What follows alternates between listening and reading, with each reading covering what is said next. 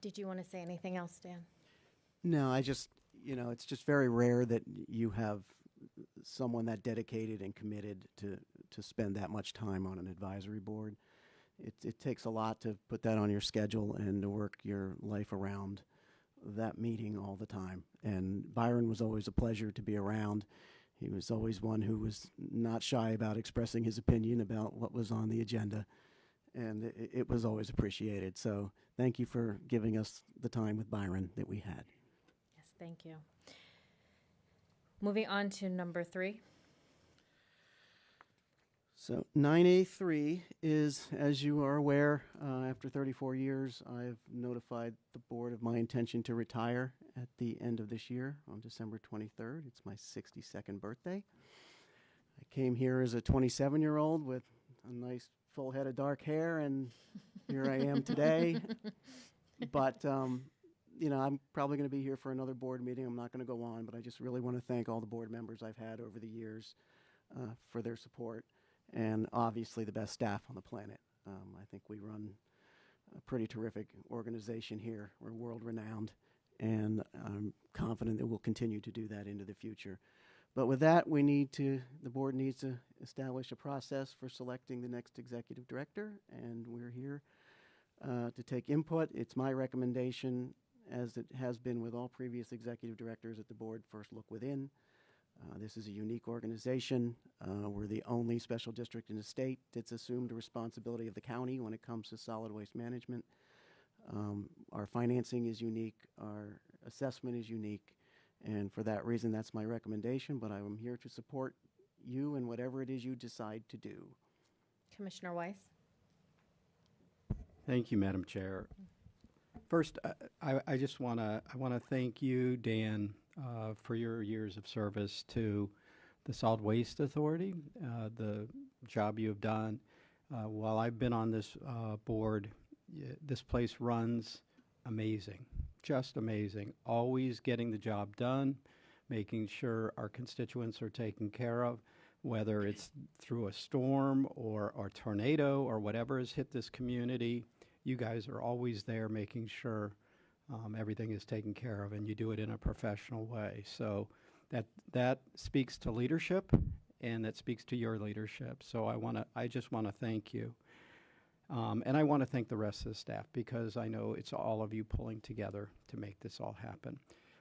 With that, though, and I think maybe my colleagues may be surprised, but I agree. I think the special type of work that goes on here and understanding this system, I would agree that we look inside first.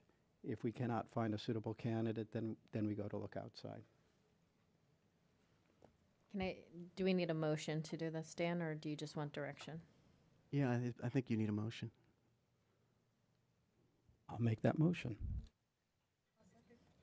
On 9A3, we have one card before we vote. Alex Larson.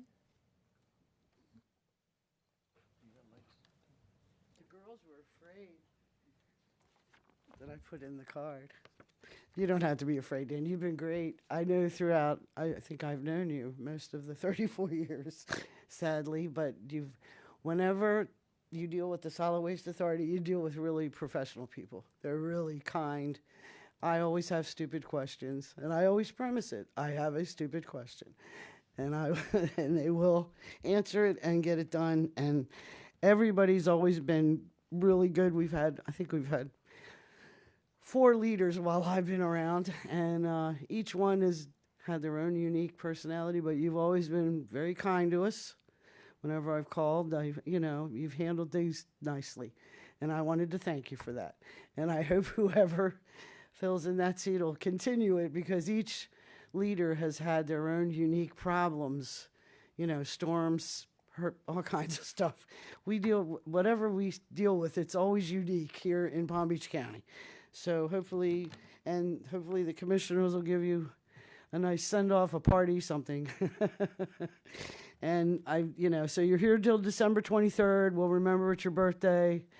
There'll be flaming candles everywhere, because we don't know how old you are, but we'll make sure it's really good. But I just wanted to thank you because I've had to deal with you 1,000 times, and I'm sure you hated every minute of it. No, I but didn't. we tried. We tried to do it, and it is the way when you look at the different divisions of our county solid waste authority, they do give it a damn good try all the time. So thank you. Thanks, Alex.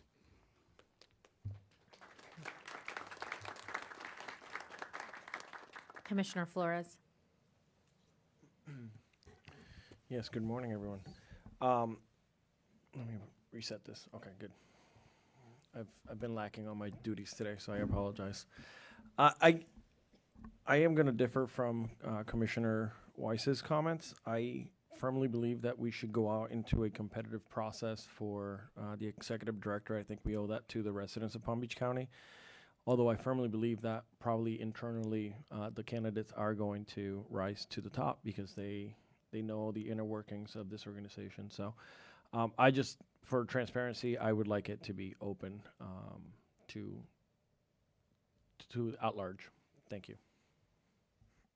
Commissioner Powell.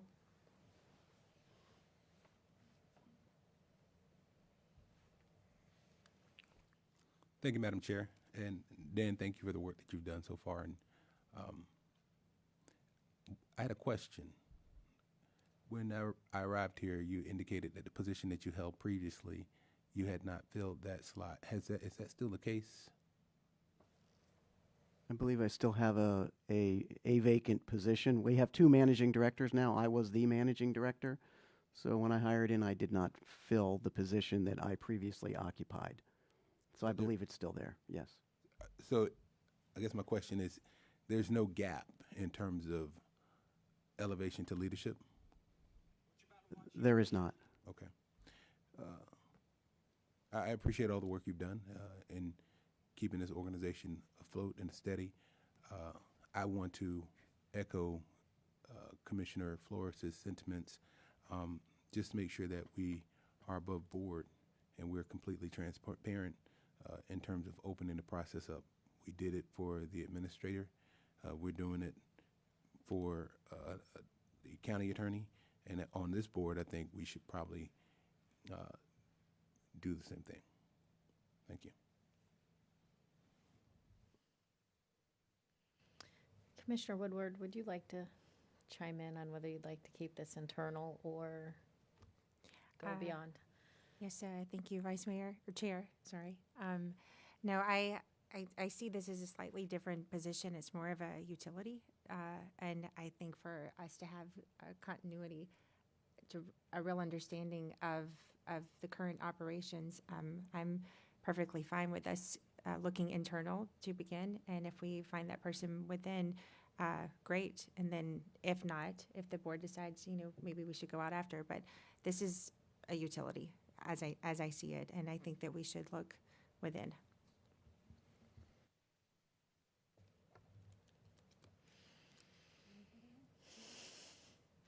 I like the idea of being internal because I think it's so unique. The Solid Waste Authority has a very unique job and understanding. So I don't know that I would want to put that in the hands of somebody who wasn't intimately familiar with this particular organization.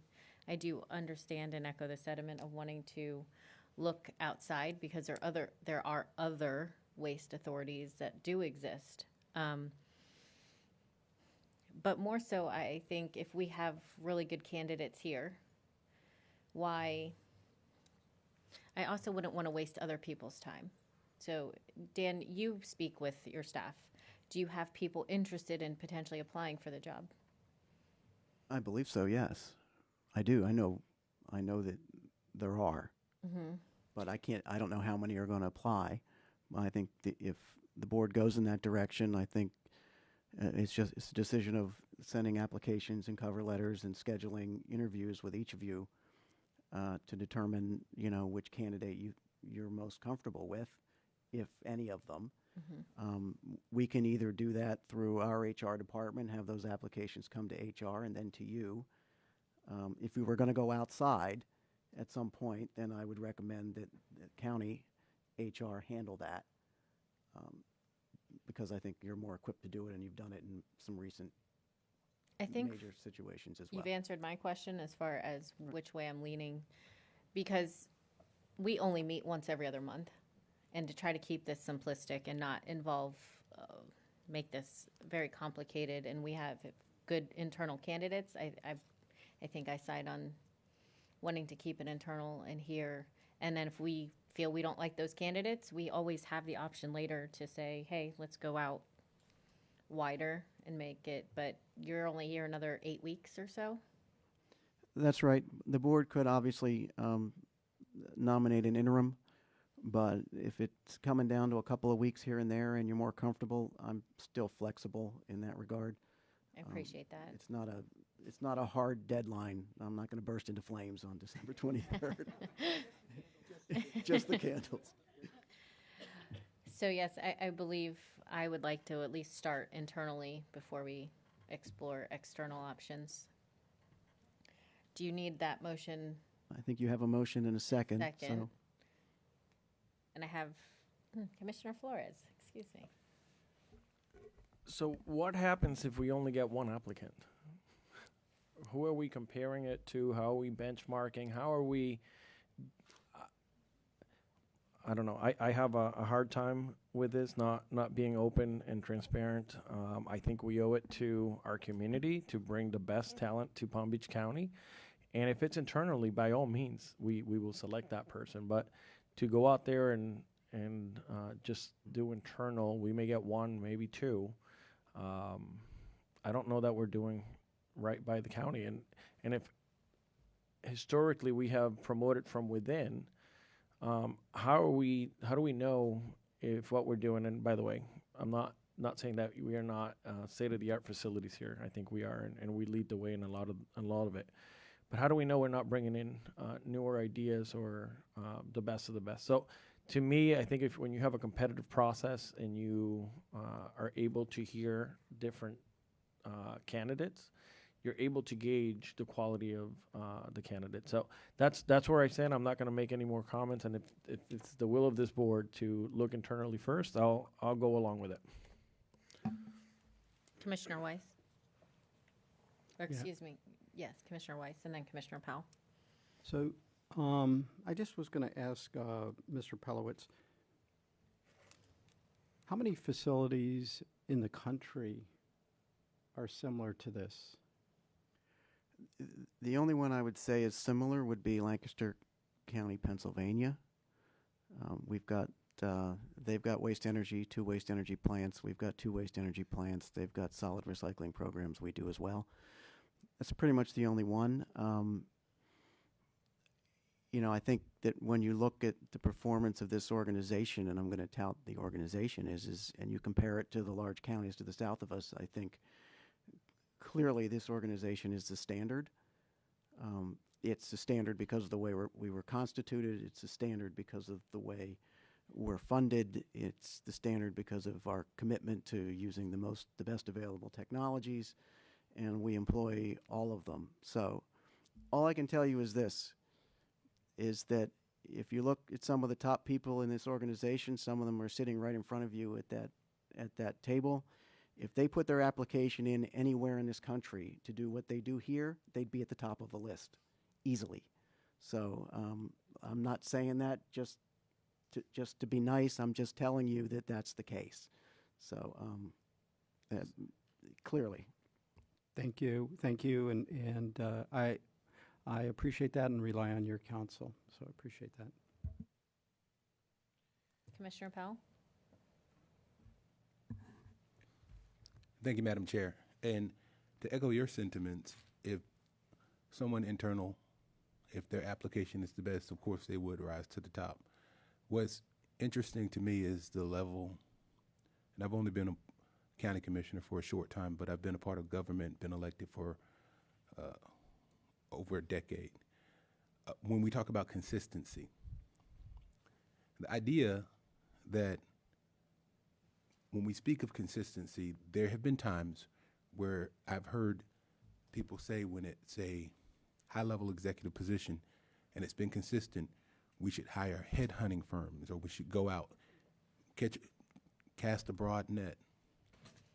And to now hear the opposite is, to me, I don't know. I'm trying to catch the words. It's rather interesting. I do believe in the idea that if you keep the wheel rolling, in the book From Good to Great, it talks about keeping the same people on the bus and leadership being consistent. And a lot of times the internal candidates are the best candidate. But to hear people consistently this year, where we've had large organizations that have had changes in leadership, say that we should, go out, get headhunter firms, cast a wide net, make it open to the public, to shift in a particular instance, because this is a utility. I understand that. But it's not the only utility. This is not the only place where people have cutting edge technology. We're in an age of information where there's a lot of information at the tip of our fingers. To change, to drastically change from one process to the next, I'm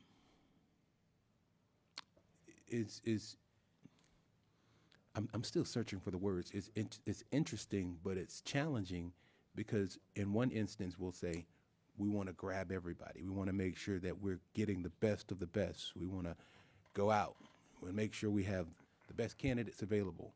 Then another instance, well, this is a unique organization, which is understandable, but we want to narrow the pool of candidates. I want to err on the side of, I believe that the best candidate is likely already within the organization. But like Commissioner Flores, how do you know if you haven't cast that wide net? So in the same instance, and in the same, I'll echo the words of what has been said in the past. I'm not necessarily looking for a headhunter firm, but I mean, we've said, let's put it out to FAC, let's put it out to NACO, well, what makes this any different? It's just, it's interesting to me how quickly and how inconsistent voices can be. So with that being said, I'm going to err on the side of let's still make it open. If the best person is already here internally, then they will rise to the top, Mr. Pelowitz, and he or she will be the next director. If not, then we've made it available and transparent to everyone. Thank you. Thank you. Please let the record reflect that Commissioner Sachs is here. Commissioner Sachs, we are discussing the hiring process for a new administrator for this board. Would you like to weigh in on whether you would like to see it done internally first and then going external, or would you just like to start with a big external search? Well, thank you very much, and I apologize for being late. There's a new fire truck out there that is state of the art, and it's interesting how the firefighters have these traditions. When they have a new fire truck, they've got to pour water from the old fire truck to the new fire truck. Now, being a woman, I'd never do anything like that. I'd want all fresh water, but I was out there because it was in my district, and I was very excited about it. And so I appreciate you giving me a few minutes to attend that and now be here. I haven't heard all the argument, but I will say that we may have the next Dan Pelowitz sitting right here in our midst. It could be someone from our staff. We have excellent staff in the Solid Waste Authority.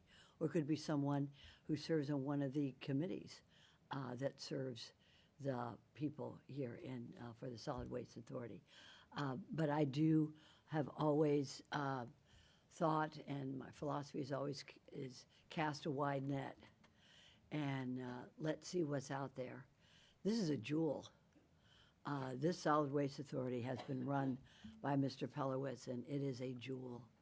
And whoever will, take over as head will take over as one of the finest facilities in the country. So I would be in favor. And again, I haven't heard from all of my colleagues. I did hear from Commissioner Powell And I like the idea of casting a wide net. And then the best person may be right here sitting in front of us, or maybe on one of our citizens advisory boards, or it may be someone from another state or city or municipality that wants to be part and lead Palm Beach County Solid Waste Authority. So that would be my impression on that. And thank you for allowing me to be a little late today. Thank you. Dan, how do you see the process going if we did send this out further than just an internal hiring process? Well, I mean, I think you'd advertise like you normally would advertise. I think that obviously having our HR department do it seems a little, there's probably a little conflict there, because I'm not saying that they would have a preference, but I think it's better and more hands-off if the county's HR would handle the recruitment process and receive the resumes. At that point, it would be up to you as a board to shortlist and determine who you want to speak to. The issue there is this all has to be done in sunshine. It's got to be done in the public. So I don't know. We probably have to schedule a special meeting sometime maybe in November for the board to basically come forward and shortlist the firms, each of the individuals, each one of you, and as a collective decide who you want to interview. Would we have to do that either way, or just if we went outside? Well, I mean, if it was internal, what would happen is our HR department would receive the resumes, those from the interested parties, and then we would forward those to you, and I would have Buffy schedule the interviews with you individually so that you have the ability to meet with everyone who's interested.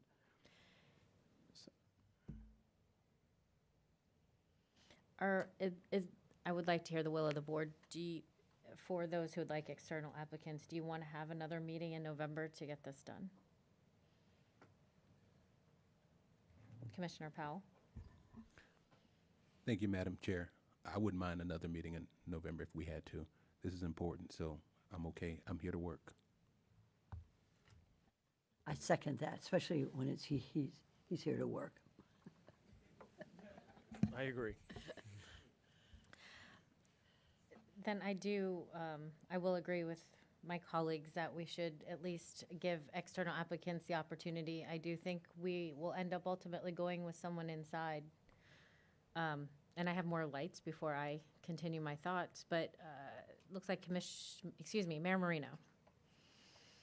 Thank you. Mr. Pelowitz, can you tell us what the process was for you and for those that came before you? For me and those before, they were all internal. I believe when I applied back in 2018, I think there were 3 applications that were received by the board. The board reviewed them, and then at a board meeting, I believe it was in June of 2018, the board appointed me. So it was an internal process. Resumes went downtown, and the board members came and prepared to select who they wanted to be the next executive director. And while this is a utility, what we did for the administrator, we did not hire a search firm for the administrator. So for everyone to say that we went big, we did not. We used the local organizations. We used our trade organizations to help get the word out, but we did not hire a search firm for our county administrator. So if there is a similar process for this, where you have a trade organization that you all are members of, that gets information out, that I would see that as being the equivalent of what we did with the county administrator. I'm still comfortable with hiring internally, as that is what the process has been here, but I will go with the will of the board. But again, we did not hire an executive search firm for the county administrator. We used our trade association, the Florida Association of Counties and the National Association of Counties, to help us with the search. And so I just want if we're sitting here and we're trying to come up with thoughts, I just want to put that out there. Thank you. Commissioner Woodward? Thank you, Chair. I have a couple of questions. If we do decide to send this out wide, so to speak, as we did before, what we did before was we ended up having to come up with a full job description. We had to have minimum requirements. We learned about equivalent positions to peer organizations, peer counties. We had a salary range. We needed to know, was there state versus federal regulations? There was a litany of things that we had to accomplish before we could go wide. And so my question right now is, and that was not something that we were able to do on the fly. We had to have several meetings with HR to bring us back information. And we all had lengthy discussions on all of this. So I'm a little confused with what we're asking to do right now with this November meeting. When are we going to accomplish all of this stuff? If we are going to go wide nationally, because apparently we have peer organizations throughout the country, if we're going to do this wide, we have a lot of work to do on all of these things before we can advertise on a national basis. So when do we do that? Well, I can tell you we do have a job description for the executive director. It hasn't been looked at in a while, but it can certainly be updated pretty quickly. The timeline is tight, and I can tell you that my HR department can probably kick this out in a couple of days because I work with them all the time, and I'm not saying anything about county HR. I don't know what their processes are, and I don't want to put anything on them without them at least talking to them about their ability and their timelines and what the workload they have is right now. So if you want to speed this up, then our HR department probably is the likely one to do it. Well, We would if I meet- could, Mr. Pelowitz, it's not just about how quickly your department can do it, but how quickly we all can reconvene and have the discussion on, do we agree on the job description, the minimum requirements, the salary range, all of those things, which is what Okay. we had to have a number of special meetings ourselves. So, and I don't know that one will do it in a couple of days of notice with this Oh, information. you're probably right. I mean, it's not, there's, even to get all of us scheduled again quickly, I'm just trying to get through the logistics and the reality of what the potential of this going national actually looks like. Well, I agree with you thinking about it, that it probably will take longer than 2 months. Obviously, if the board wants to meet, discuss the job description and the pay ranges, that's another meeting to do that before we even put it out. All I can tell you is the way it worked the last time is, the board selected me, and then I worked with general counsel on the contract, and the contract was brought back to the board, and it happened very quickly. What we're talking about here, if you're going broader, I mean, I think you're probably looking at the February meeting before you would be able to actually select the next executive director. It would not happen in December under those circumstances, which would mean you'd likely have to, select an interim or someone to just, take the role for a short period of time.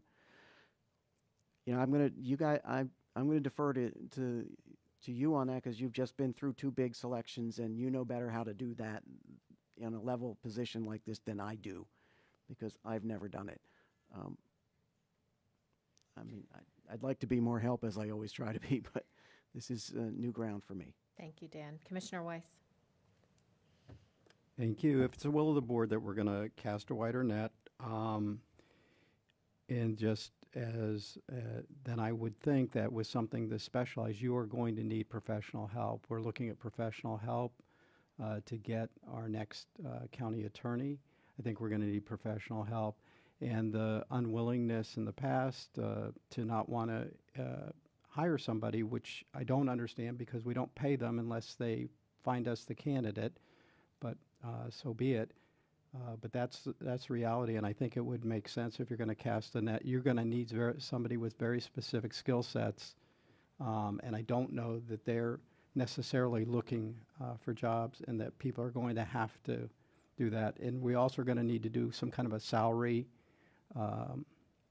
Range? well, no, we're going to need to do a survey of salaries to understand what other, because you're looking now to try and bring people from other jurisdictions as to what they're paying.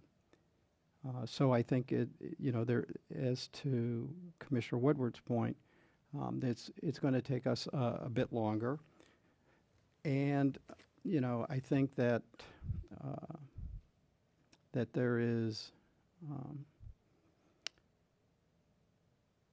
when we hired our county administrator, we were not able to interview anybody from outside Palm Beach County.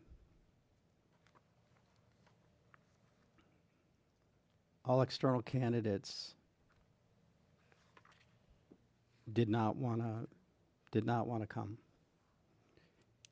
I think if anybody has watched this meeting and if they're looking at considering putting in their application, as you know, it is public, and you've heard folks expressing their desire to want to look internally. I'm not sure how that's going to play. So I just put that out there. Commissioner Powell? Thank you, Madam Chair. And I think that's the, listening to the conversation of the board, I think that's the brilliance of this board. Everyone has great ideas and different opinions, and just listening to what has been said just comprehensively gives us a better understanding of how this process should work. Just to reiterate what Commissioner Marino indicated, she's right. We did not use a search firm, but we did discuss that. So the conversation, you tell it again, and she reiterated point by point that we did not use a search firm, which is correct. But the conversation was brought up. We did use professional boards that we had sent it to entities that would advertise. And I would think that we would want to do the same thing here. Commissioner Wise indicated that external candidates, for the other process, external candidates did not apply. Well, applied, but they didn't come to the interview process. That might be the same thing that happens here. We don't know if we are not consistent as we've been in the past. That may exactly be the same thing. Commissioner Woodward, you indicated that we need more time. Well, the good thing is we can work together. We can do this.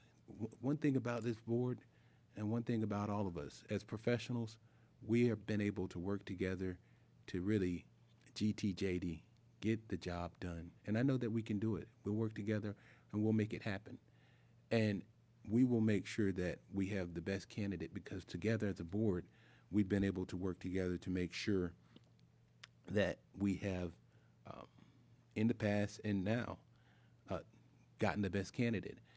As indicated by Commissioner Marino, in the past, the candidates for this position have all been internal. I would also put that on a parallel with the other positions that we've advertised for and we've worked for. In the past, those have also been internal. The county administrator, as we said, as the commission, has been internal in the past. So has the county attorney in the past.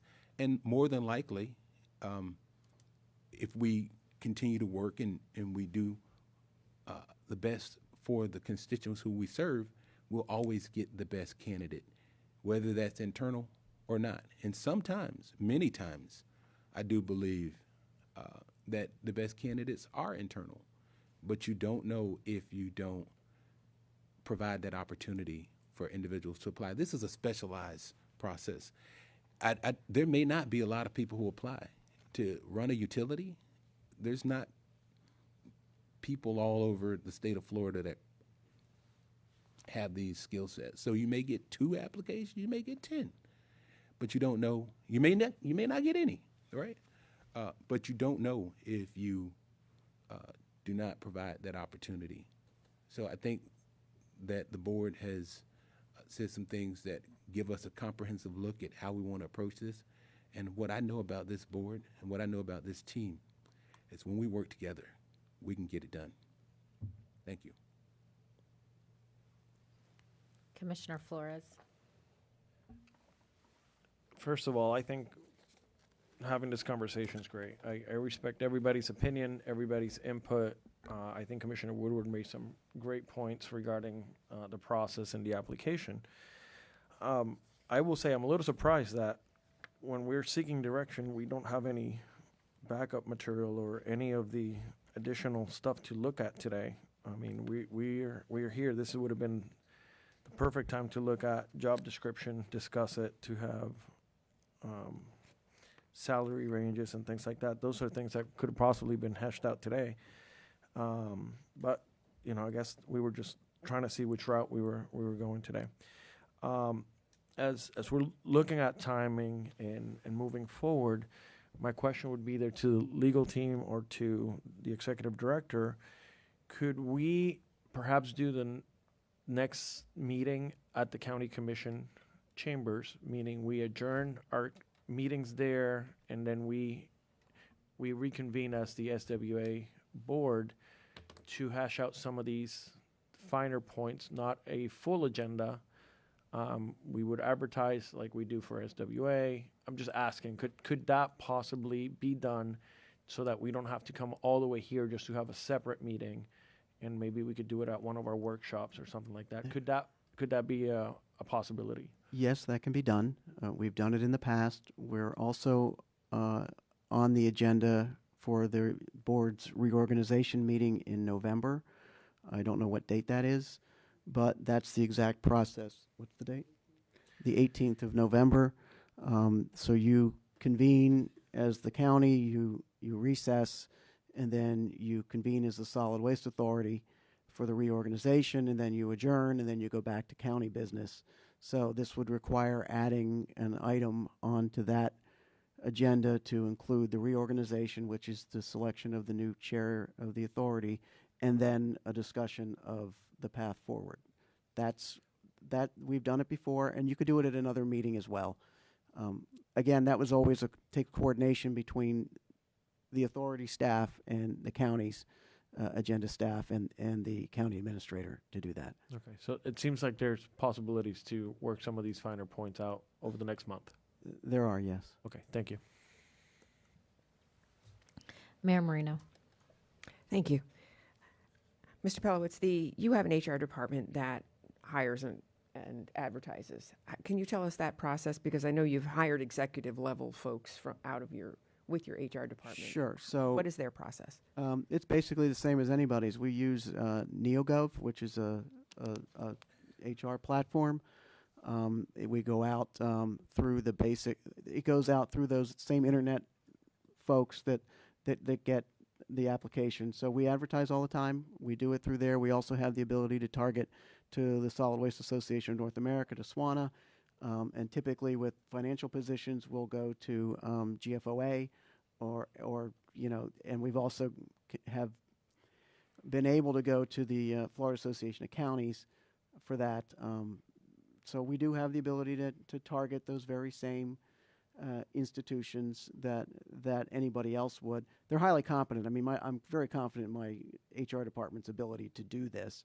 It's just in the past when the board has, not for me, but in prior cases when the board has looked at it, they've liked to invoke the county's staff because you're more comfortable with them. But yeah, that's what we would do. We would establish a job description with a pay range, put it out, receive electronic applications, and then the department, typically what they'll do is they'll take all of those get automatically routed to whoever the hiring person is, and then the hiring person reviews them, and then it picks the ones that they want to interview. And that's pretty much how the process is gone. It's very electronic now. In this case, though, the folks who would be receiving all of those applications would ultimately have to be you, each of you as a board member, and then you would go through them all, put in your comments, and ultimately select who you want. That's how our process works. But you know, the difficulty is there's a screening process too. So we need to establish which ones you would want to see based on qualifications, because as we know in this world, you put stuff out there now, you put an ad out there to hire, and you get 100 or of people who are not remotely qualified. But I'm not comfortable with having my staff in selecting who their future boss is going to be, doing that triage work and removing candidates from consideration based on their determination that they're not qualified. So the potential is someone at the county, you had a committee, I think, that looked at all of these when you did the county administrator. I'm not necessarily recommending that. It's just Well, I guess what I'm trying to get at is there is an internal process for this that could bring us external candidates as opposed to yes. hiring a search firm to do this when you already have the platform to get the information out there. Absolutely. And if it would be the will of the board that they want to go outside, I think that would be one of the steps to do it, would be using the platform that the HR department here uses, and whether it's a coordination with our HR department, I don't know legally what we can do. I'd ask our attorney to give us some suggestions or an interpretation. Yeah, I mean, you could direct that the county HR department be involved in this. I think maybe they have in the past, Dan alluded to, but I don't know for sure. But it's certainly something the board could request that county HR, be involved. I seem to remember them being involved two executive directors ago or so. So it was a while. I mean, I was in this job since 2018. My predecessor since 2007. So we've only had 2 executive directors since 2007. So it's been a while. Well, it sounds to me that our HR department here has a handle on the avenues to hire people in this utility business. Yes. So I don't want to reinvent the wheel if we don't have to. So that would be my suggestion. Thank you. Commissioner Sachs? This isn't our first rodeo when it comes to selecting a top person, and I agree with Mayor Marino when it comes to using our HR department for the Board of County Commissioners for the whole county. And I also agree with Commissioner Woodward. This is a big job, but this is exciting. It's going to be. I'm sad to see you go, Mr. Pelowitz. And but we are really at the cusp of doing so much with renewable and with what we're doing with our solid waste. So it's a big job, and it's a great transition. Going and casting the wide net, as Commissioner Powell alluded to, is excellent. It's a big job. This is a big county, largest of all the counties in the state. So let's cast that big net. We'll get to work. That's what we're doing. This is our job. It's what we're supposed to do. So I agree with the comments of my colleagues. When we talk about how far the net is with the internet and LinkedIn and all the other ways that people find out about open positions, this is almost global. So I agree with everybody. I'm waiting for somebody to make that motion, and I think that we will agree to have this search probably take over from the HR department of the county. Make it transparent. If we need an interim, then that's a decision that has to be made so that we take our time in doing it the right way. Should not be hasty, and because it's a big position and it's a big county. We have a lot of transitions going on with the way we treat our solid waste. So whatever we need to do, let's get it done. That's our job. Thank you. Thank you, Commissioner Sachs. We do have a first and a second. I'm going to weigh in, and after listening to Commissioner Woodward, Mayor Marino, Commissioner Sachs, all the entire board, and I hadn't really felt strongly one way or the other, but we have been through some processes, and we have been through some very rigorous putting together boards and putting together job descriptions and putting together all kinds of things. So we're very familiar with that process. I will say I still think that the SWA is very unique and we set the trend. I think, Dan Pelowitz, you've done an absolute amazing job being the executive director or administrator for this.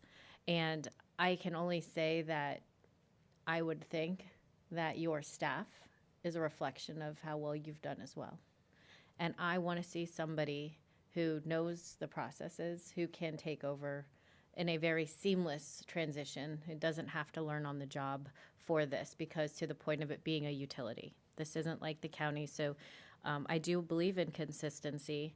And I think if we were choosing this for another utility, it would be consistent as well, somebody within that. So I am switching a little bit in the sense that I do agree.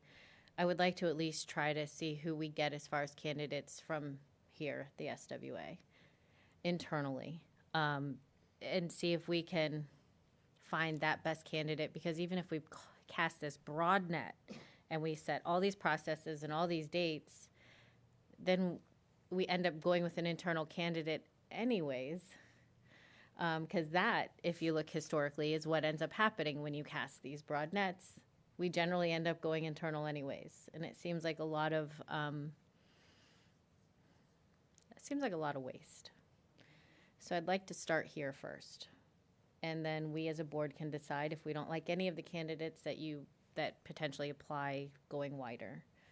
But that's where I stand now. There is a first, there is a second. So let's take a roll call vote. Vice Mayor Baxter, Aye. Commissioner Flores, No. Mia Marino, Yes. Commissioner Powell, No. Commissioner Sachs, No. Commissioner Weiss, Yes. Commissioner Woodward, Yes. Please see that the motion carries 4-3.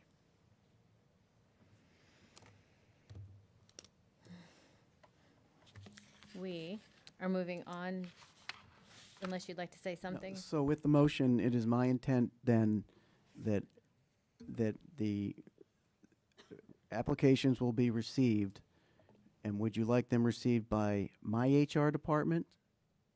They will Yes. be received by my HR department, and we will forward them down to you. Yes, please. Okay.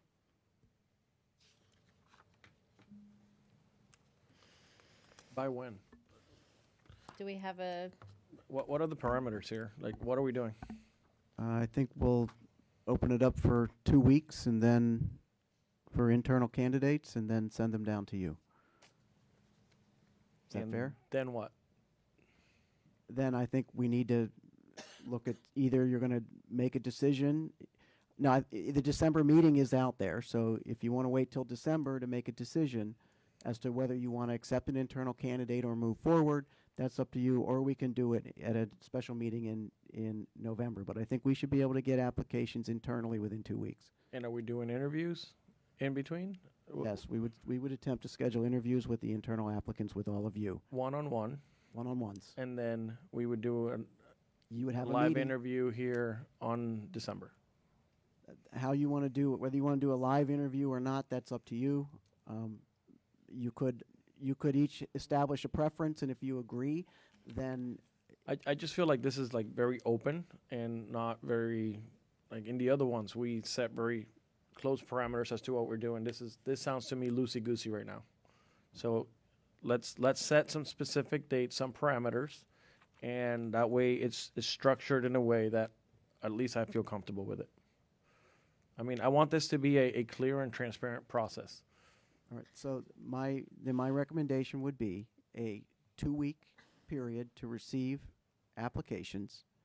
Then we will set up interviews with each of you.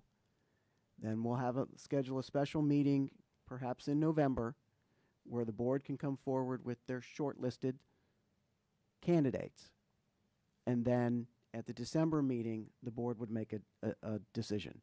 And if you're not happy with the internal applicants or any of them, the board can at that time decide to cast a wider net and go back out. Is that fair? So we are doing the special meeting in November. you indicated you wanted, my indication was that everyone seemed to be okay with it. So yes, we'll do Okay. a special meeting in November. All right, thank you. My only question is, would you prefer that it be, do you want it at the November 18th meeting where we're already going to be there for the reorganization? Or is that day going to be too busy to do it, and would you like it on a different day? I personally wouldn't want it that day, but it is up to everyone else.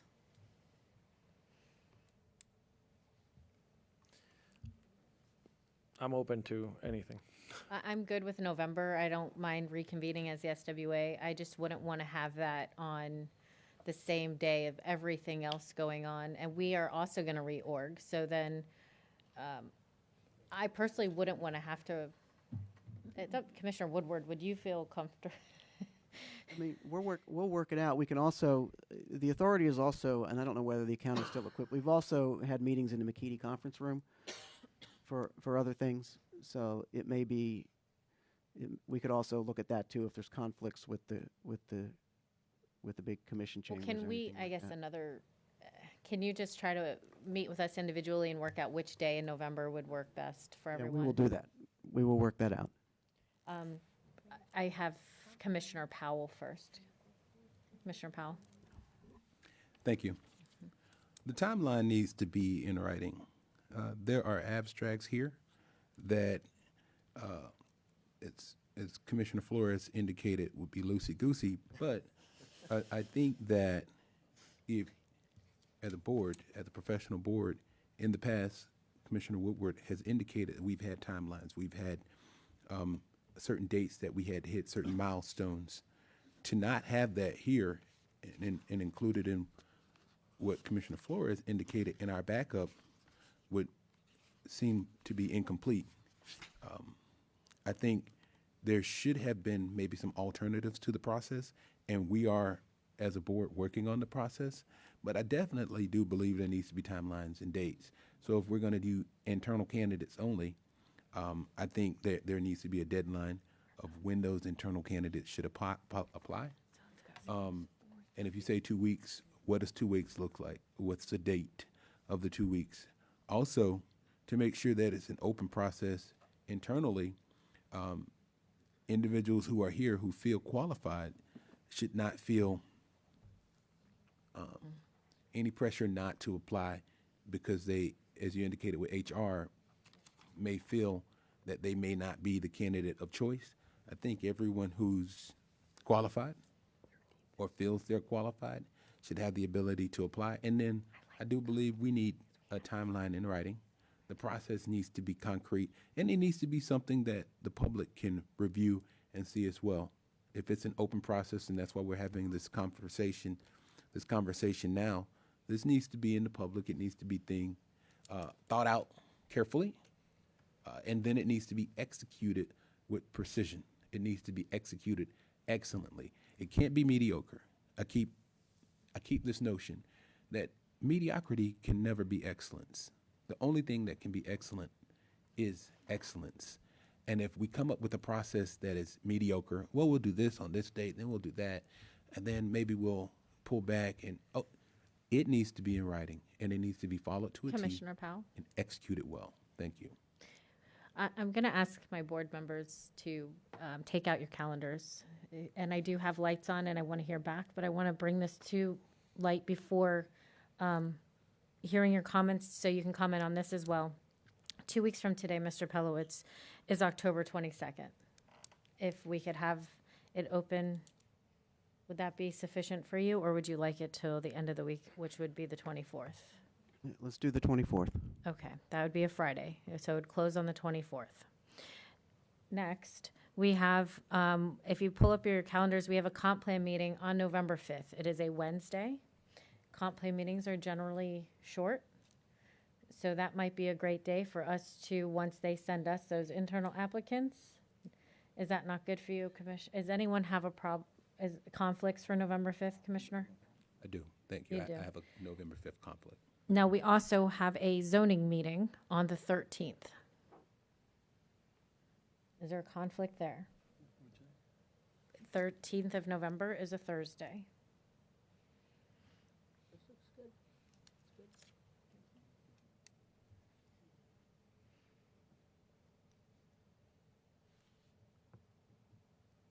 any conflicts? No. So that would be a good day for us, would be November 13th. And then we will look at the applicants that are sent to us after close of the 24th, review them, and then how do you see this going, Mr. Pellis? We'd send them to you? At this point, let's discuss exactly how you want it to go from there. So if the applicants are coming, if we get the applications by the 24th and we get them to you, do you want to interview then, or would you like to use the November 13th meeting as a shortlisting meeting to decide who you want to proceed further with? I'll say, just because I would like to see us do individuals and then have a very short list for that public meeting. Does anyone have any difference from that?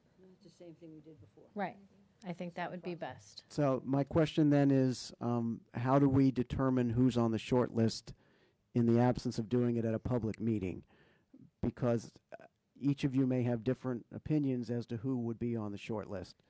I could throw out a suggestion. We can each pick our favorite and send it to you, or we could each pick two favorites. I'll wait to hear from the board and send it to you. And that could be a short list process. But next is up is Mayor Marino. So if you'd like to chime in. I think the first thing that we need to get would be a job description. And as Dan said, you already have one. Yeah, we might have to touch it up a little bit, Okay. but we have it. We do need specifics. Commissioner Woodward read the specifics, but we are trying to get someplace quickly, and we can't lose sight of the fact that we have to do it in an organized manner. Well, I think we're all trying to get there, but I think before we could shortlist anybody, we need to have a job description and possibly a salary range for other executives in your position. And I think you might have that information. We did a salary survey 2 years ago, but we can also do a quick one with our consultant Evergreen. They can call around and they can get us a quick salary survey for And you have a consultant on staff that helps you with questions like this. Evergreen, yes. Okay. So then we have a job description. We also have a salary range. What else would we need? Because with that information, we as a board would be able to read folks' applications and see if they fit within the criteria. I think that would give us the ability to choose from whatever applications we get, and whether we pick one or two and send that as our short list. We would need to do all of that before the November 13th meeting, because I think the November 13th meeting would be where we would hash this out. Mm-hmm. And then if we can hash it out, then when we reconvene again in December would be when we would approve the contract, because what we would make the offer, we would reconvene on the 13th, make the offer on the 13th. But in the meantime, we also have to have a contract, attorney, I'm looking at you, to approve in order to move this forward. Is that the right process? Yeah, I think that contract would probably have to come back after that date, though, because you're going to have to negotiate with whoever's selected at that date. So we really won't have the terms finalized at that point in time. So it sounds like the 13th would be when we would, if we wanted to do a public interview of the folks, it would be on the 13th. And that would be from the folks, the one or two folks that we have shortlisted. And we could say, okay, we'll take the top 5, so we don't have, it's not unwieldy. But again, this is, we're massaging our way through this, so let's see what else everyone thinks about that. Thank you.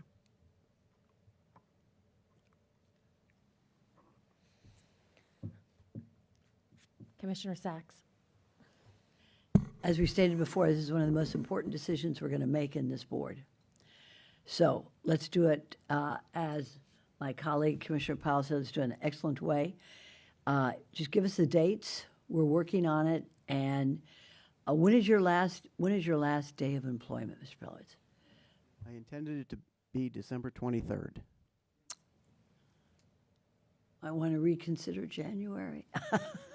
I'm willing- Okay, December, I'm not gonna, December I'm willing to work 23rd. with you if So necessary. we need to move swiftly and give us a date. We're ready to work. My only caveat, transparency. We've done this for the county administrator. We're going to do it for the county attorney. And the more that we have it transparent and open to the public, because this is the one person who's going to be running our solid waste authority, hopefully for many years to come, in an excellent way you did it. So it's going to be transparent. Whatever way we need to do it will be available. This is a very important decision we're going to make. And let's just make it in an excellent manner. And we're here to work. So give us the dates. We'll be here and have it as open and transparent as we always do. Thank you, Mr. Pelowitz. Commissioner Flores. Yeah, as we keep talking, I keep having more questions, and I apologize about that, but I feel like we're rushing a bit, and I understand that we're working up against a deadline, and we don't meet as often as our county commission board. You know, and as we've gone through the other two positions that have become available at the county that we hire, we've always started with approving a job description. We're sort of bypassing that here, assuming that the job description that was done previously is going to be used for this particular job, which I haven't seen. Commissioner Flores, may I suggest or ask a question? Would Sure. it make you feel more comfortable if Mr. Pelowitz sent us an updated job description for us to approve individually? I agree. Or- I agree with that. I But guess that's not allowed. Hold on, county Yeah, you attorney can't shaking really, their head. you can't really do that by email. I mean, Dan could probably read it today. I mean, is there one that we can talk about I today? don't have it on me. I mean, Is it on the website? I don't think so. It's in a file. well, not only that, it's we've discussed requirements. We've discussed different things. So when do we get to provide that input? If we see something in there that we want to change. So we're sort of skipping that. We're now moving on to accepting applications through the 24th. We're not providing any input on wages or on the salary range. And then my question is, the other question I have is, what happens if we only get one applicant? And I think that's something that we should consider because internally I've received a letter from an individual who's interested, who has gone and even collected signatures from fellow employees. So, I don't know. The more we talk about this, the more concerned I get about it. We not getting enough applicants, and we're just selecting from a pool of one or two individuals. I've just been emailed the job description.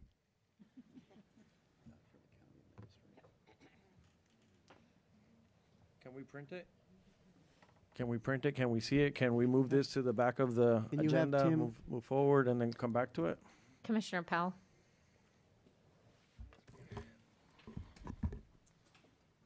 I'm going to say the quiet part out loud. If I were in the audience, I would ask this question.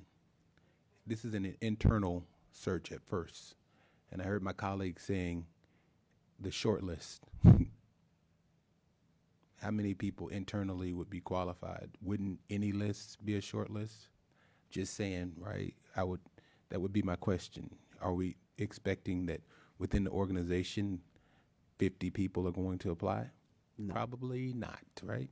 So any list, just saying, would probably be the short list. Point. Is that, I don't know, I'm from Palm Beach County, and using common sense, I would think that, am I wrong? Yeah, I don't think the list would be extensive. I mean, you might get 5, So that 10, maybe, 10, maybe. that would be, I think that would be short. That would be a short list, right? So when we talk about a short list, if we're doing internally, why the drawn out conversation? If the candidates internally apply, and then Commissioner Flores has a point, if somebody's already collected signatures internally, that may be the person.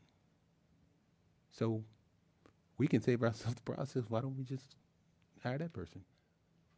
Just thinking out loud. Maybe I should have not thought it out loud.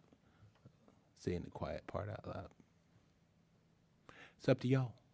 I'm here, ready to work. GTJD, get the job done. Commissioner Woodward.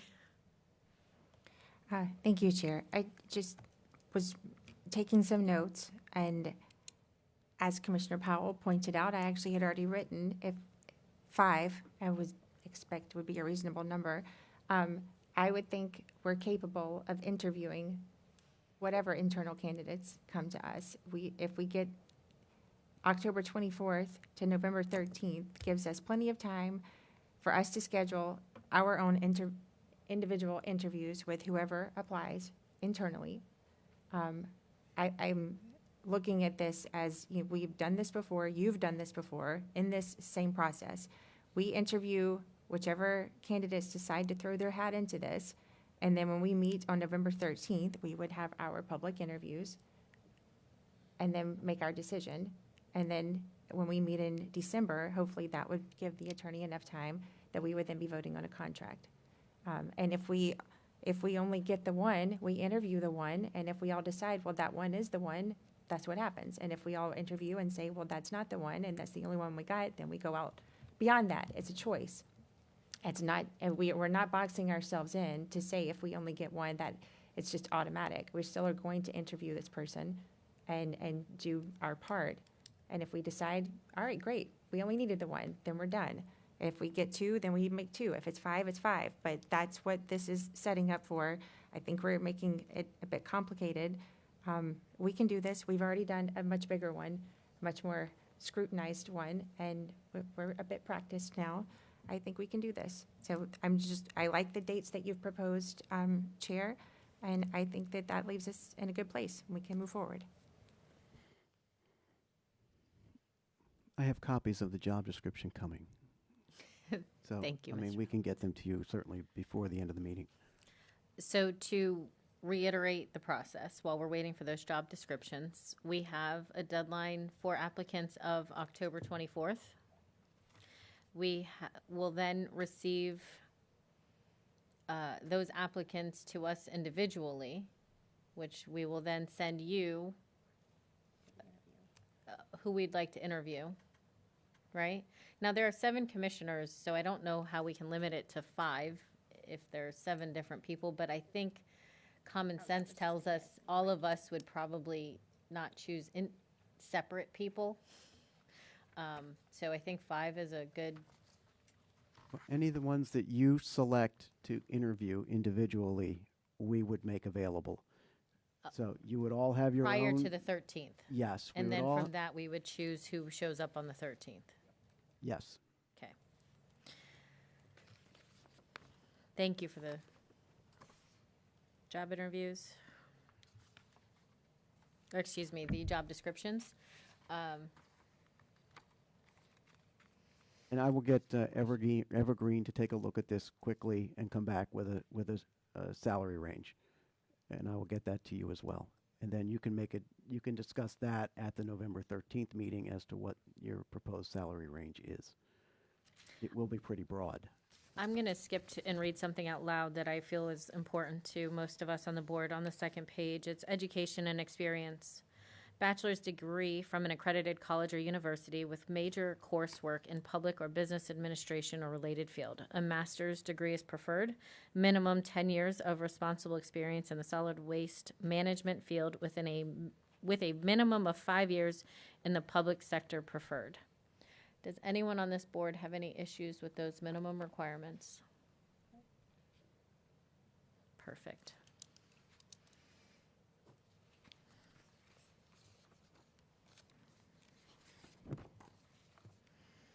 I would say that the duties and responsibilities of this job, Dan, you know better than us, because you do it every day.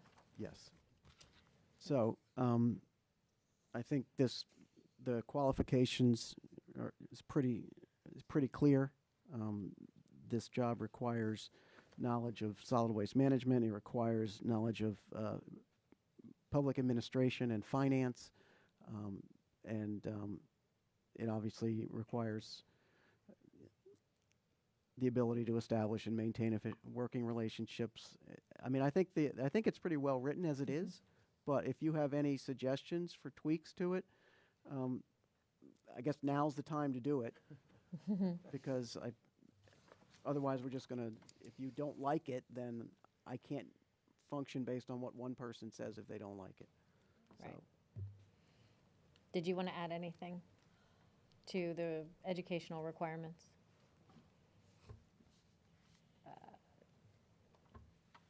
Mayor Marino, your light was on. I apologize. I didn't see it. That's all right. I see now. You know how difficult it is when it's me at the chamber, because it's like you never see the lights on. Anyway, Dan, this was written in 2018. You've been here since you've been here longer than that, but you fulfilled this. Is there anything on here that you feel needs to be added? We, as the Board of County Commissioners, don't know what you do. So for us to look at it and say, you know, I think the education part is the most important, but the duties and responsibilities would be, if there's anything different on here or lacking, it would have to come from you, because we really don't know. There isn't anything on here I would significantly change. Under the education experience, I would just expand upon that and basically say it's not just by or related field. That means, like, you know, engineering or sciences or something like that. So that's all I would say. That's what we meant when we wrote that. So. Okay. If this is what Mr. Pelowitz feels is the true job description, I don't think we need to go much further than this. Again, Evergreen can supply us with a salary range, which would help us in the advertising of it. But I'm comfortable with this job description, if Mr. Pelowitz is comfortable with it. I have Commissioner Flores, then Commissioner Sacks. I don't want to keep going on about this. I object to the entire process that the board has elected to move forward with. I have just received this job description about 5 minutes ago. If this is the will of the board, so be it. I'm assuming the internal candidates are probably going to meet this minimum requirement. I don't like the way this is moving forward, and I put my objection on record. Commissioner Sacks. I didn't want to not agree with y'all, but I think I do disagree with y'all, and I'll tell you why. You've done a great job. You've done it since, what was that, 10 years, 9, 10 years. We've changed. I'd like to see a job description that includes the science behind renewables and energy reuse. And I don't know if that's internally. So I think that what concerns me is not to cast that larger net. There could be, if we have a shining star right here, I'll see you. If I have 20 other applicants, I'll see you. But to limit it is limiting the future progress and journey of the Solid Waste Authority of Palm Beach County.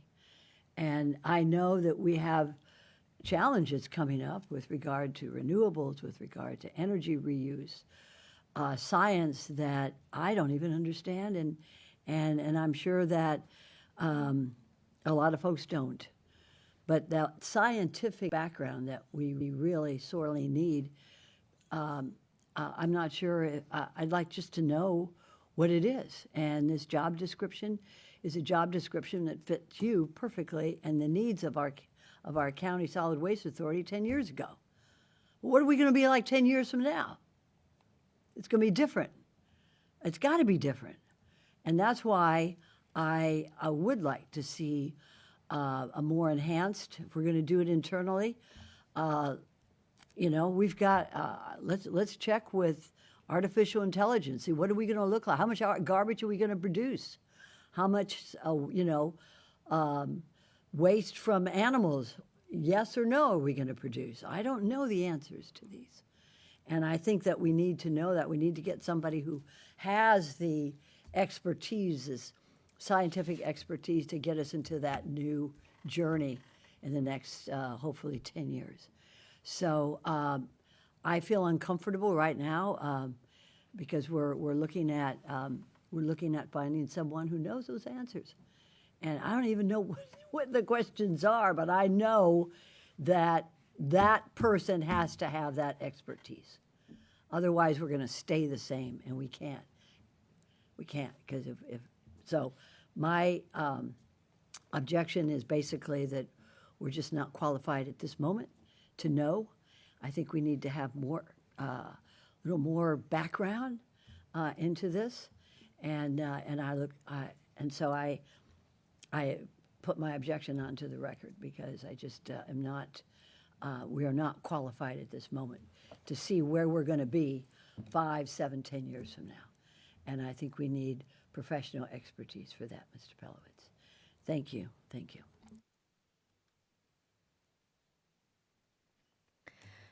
Mr. Pelowitz.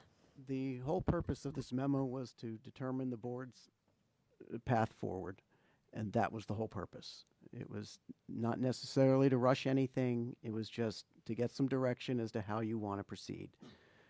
My date of departure should not be an arbitrary deadline for your deliberative process as to who you want to hire or how. You always have the ability to select an interim during that time period and take your time and make a decision in accordance with whatever process you see fit.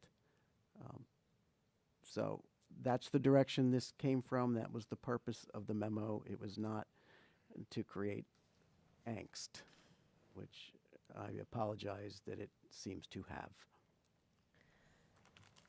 Thank you, Mr. Pelowitz. I do believe we can move on. There are no more lights. You've heard from the board. Thank you. I believe I have, and I'm going to go with that direction. Next you. up, we have 9 legal counsel, What do we got? New business? No new business. operations, Nothing today, thank you. and then I believe we have cards on customer information services. If you would, please. Do you want to do the staff presentation first, or do you want to do the cards first? Let's do cards first. Okay. We have Joe Sandora, Evelyn De Jesus, and Catherine Antunes.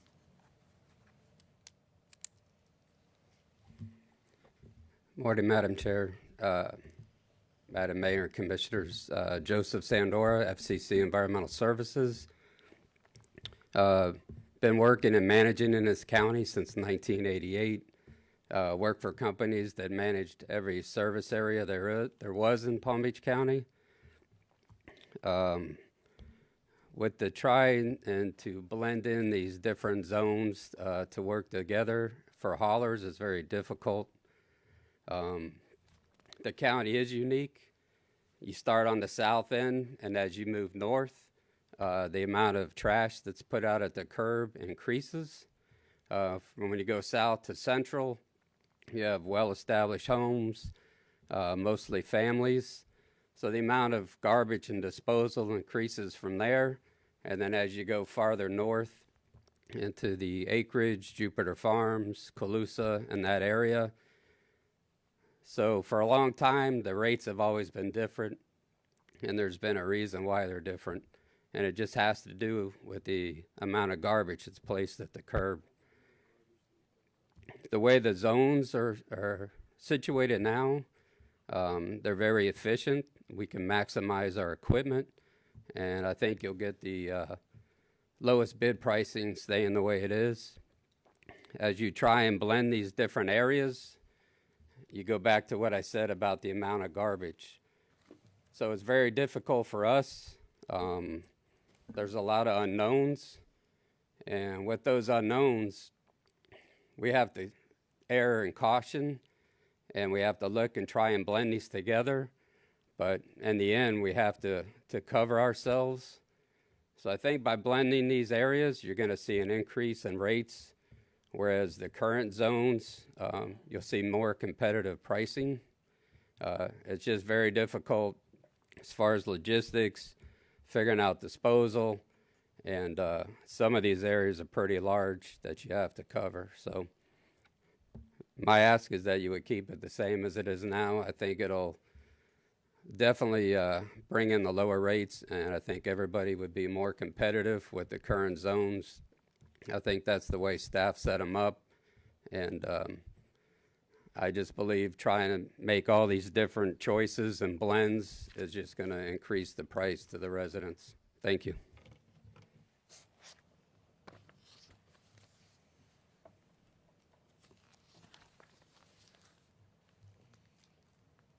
Evelyn De Jesus and Catherine Antunez.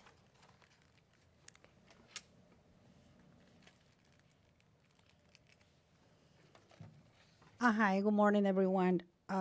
First, I'm resident here for the state of Florida. I've been here for about 10 years, and I had the pleasure to meet. And Mr. Joel Flores has been leading the District 3. He's been doing an amazing job, as everyone is doing. So we would like to talk about our community, how the price is. Right now, we're paying $27 when other communities are paying $11. So the only thing we suggest is to be like in the same amount of price, like in the middle, as well as someone who paid 11 can be a little bit up, and we can come a little bit down. That's it. It's anything that you guys can discuss about that and be fair with that waste garbage, please. Thank you.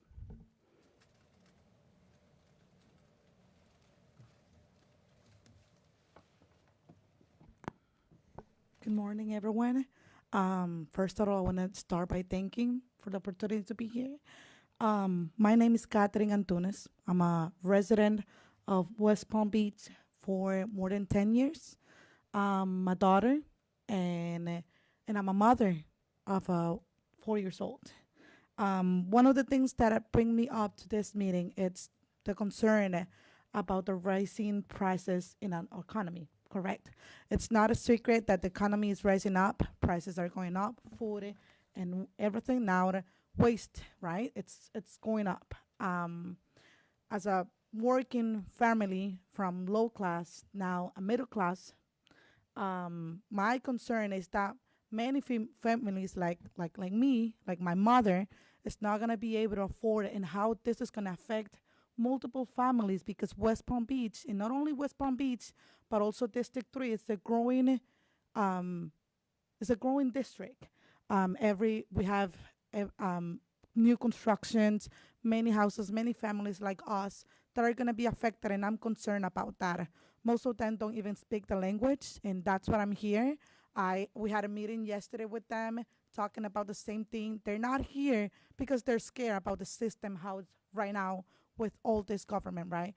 But here I am with my little English trying to be a voice. So we ask our commissioners today to please, if there's any chance that we can redraw the map.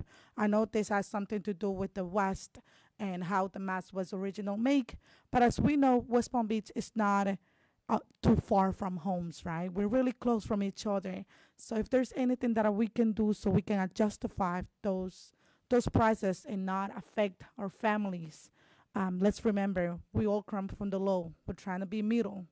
And I want to thanks for this opportunity, and I hope our commissioners today can hear our voices from low-income families. Thank you. Thank you. Commissioner Weiss. Thank you. Ms. Antunes? Ms. Antunes, yeah, I had a question for you. First off, thanks for being here. You say you live in West Palm Beach. West Palm Beach. So West Palm Beach, I also live in West Palm Beach. In West Palm Beach, we have a municipal garbage, and we're not serviced by the haulers from the Solid Waste Authority. Those are only in unincorporated. Perfect. Okay. I appreciate the information. That way we're not misunderstand with my community, right? Because at the end, I'm here to represent them, and they were worried about, because this was it was viral on social medias, and they were like, Catherine, like, what are we gonna do now? Are we gonna be paying this?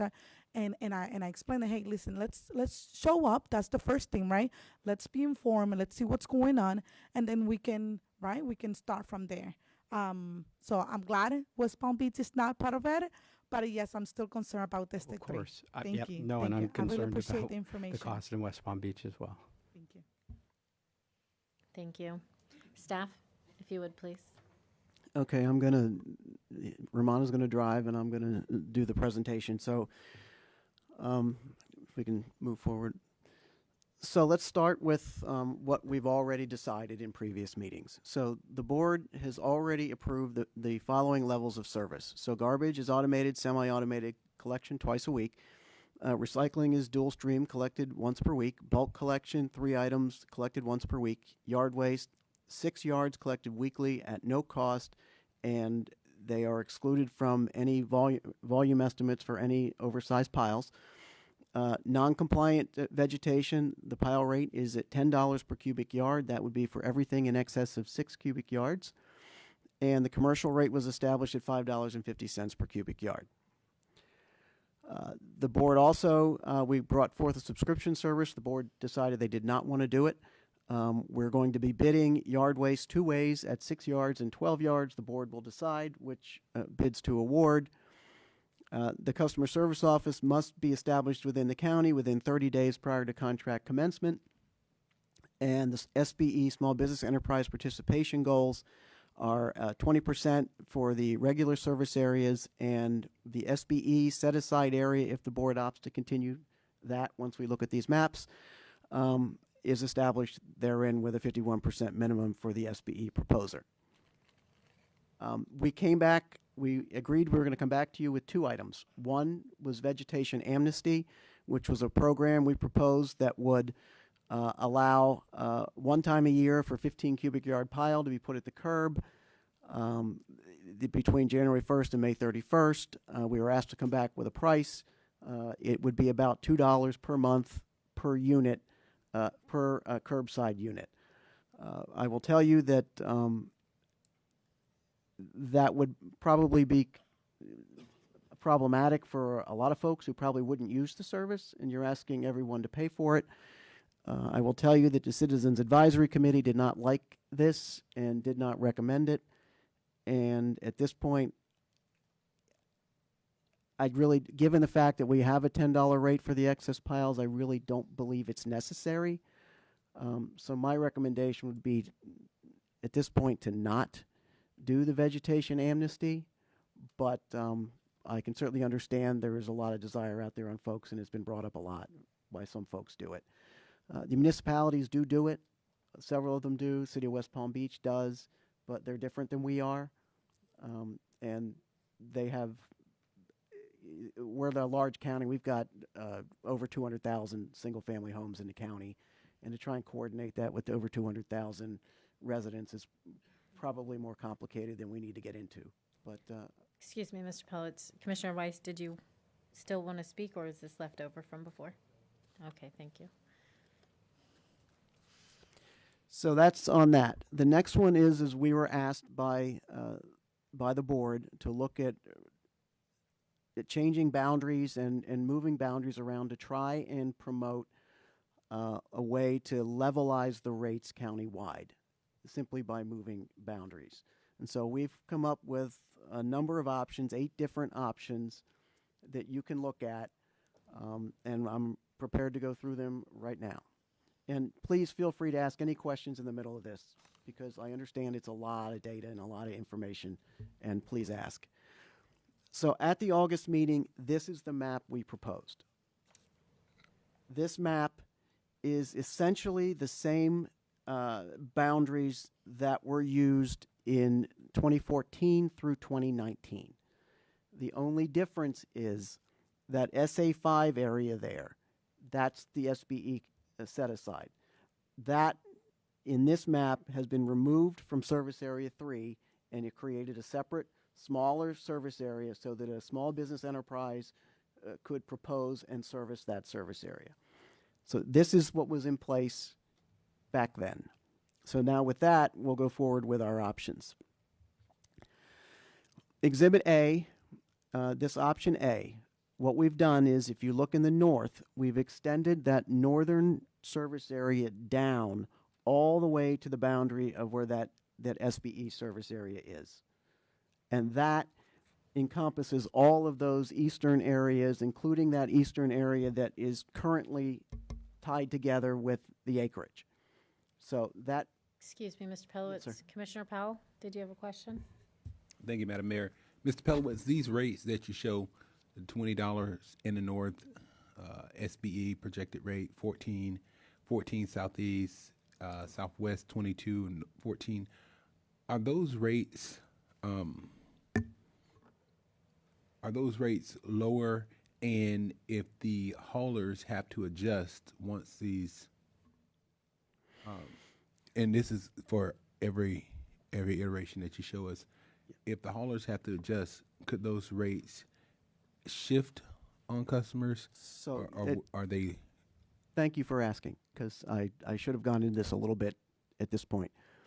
What we've done is we have taken the existing rates throughout the county and knowledge of recent bids and tried to create, by blending areas, the weighted average rate that theoretically would result by blending them together.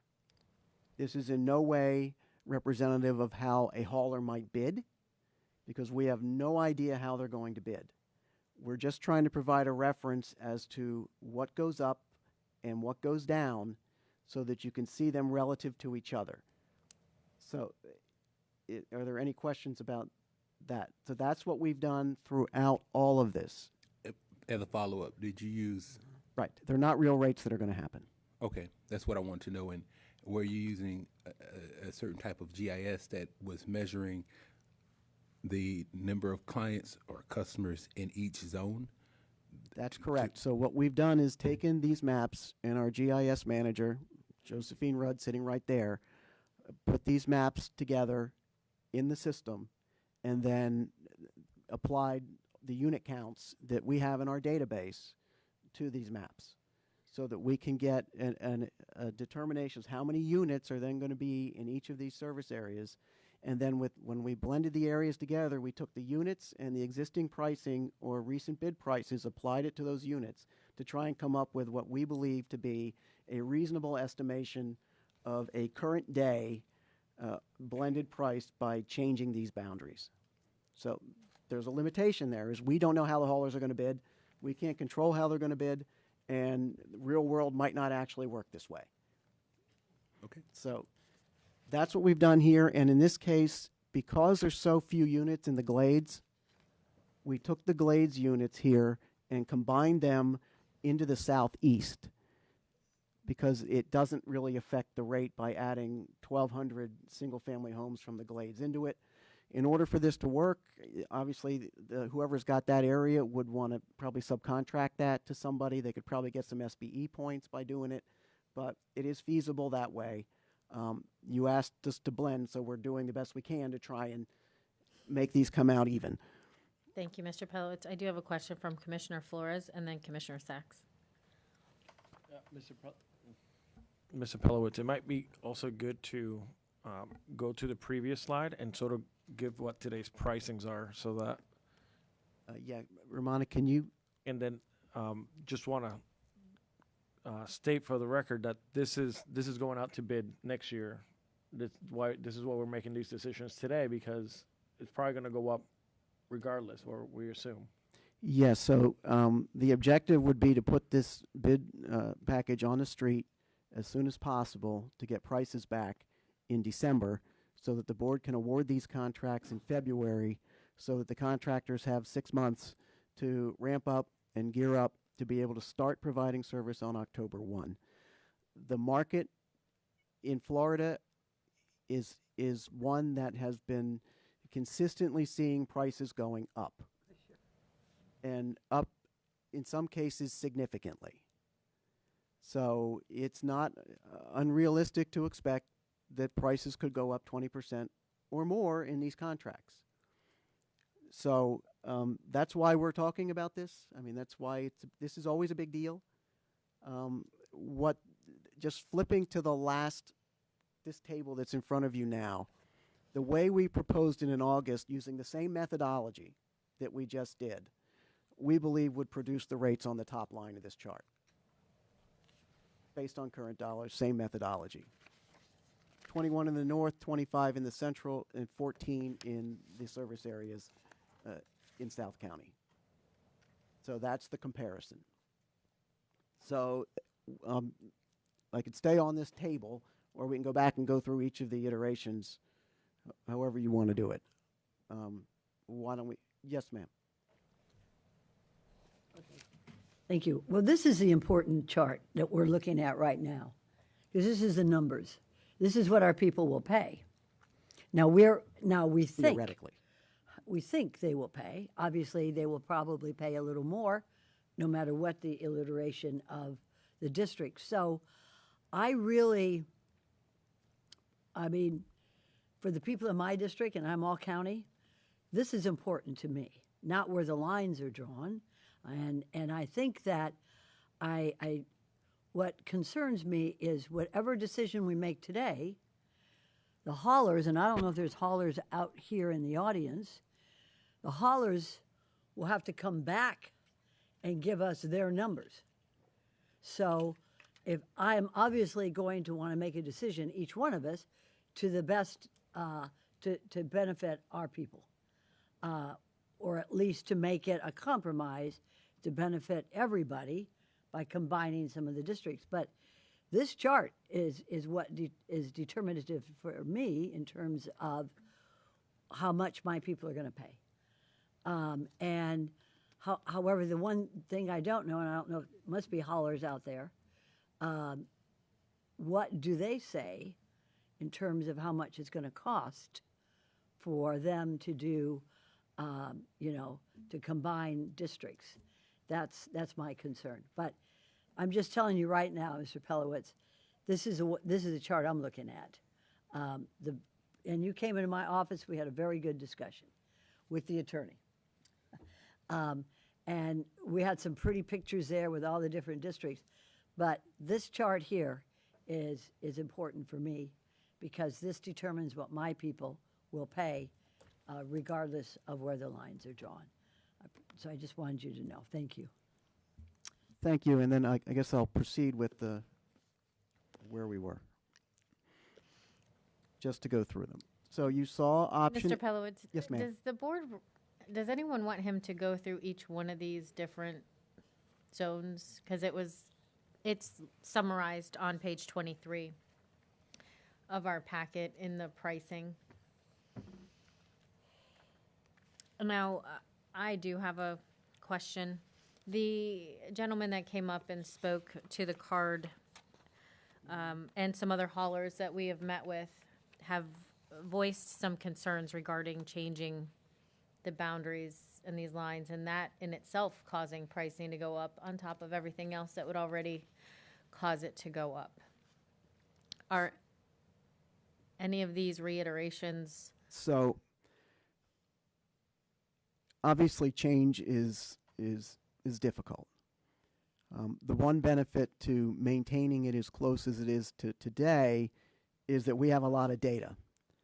And we have a lot of data we can give haulers in terms of customers and tonnages and a lot of stuff that they can then rely on in their bids, and it's more reliable than some assumptions we might have to make.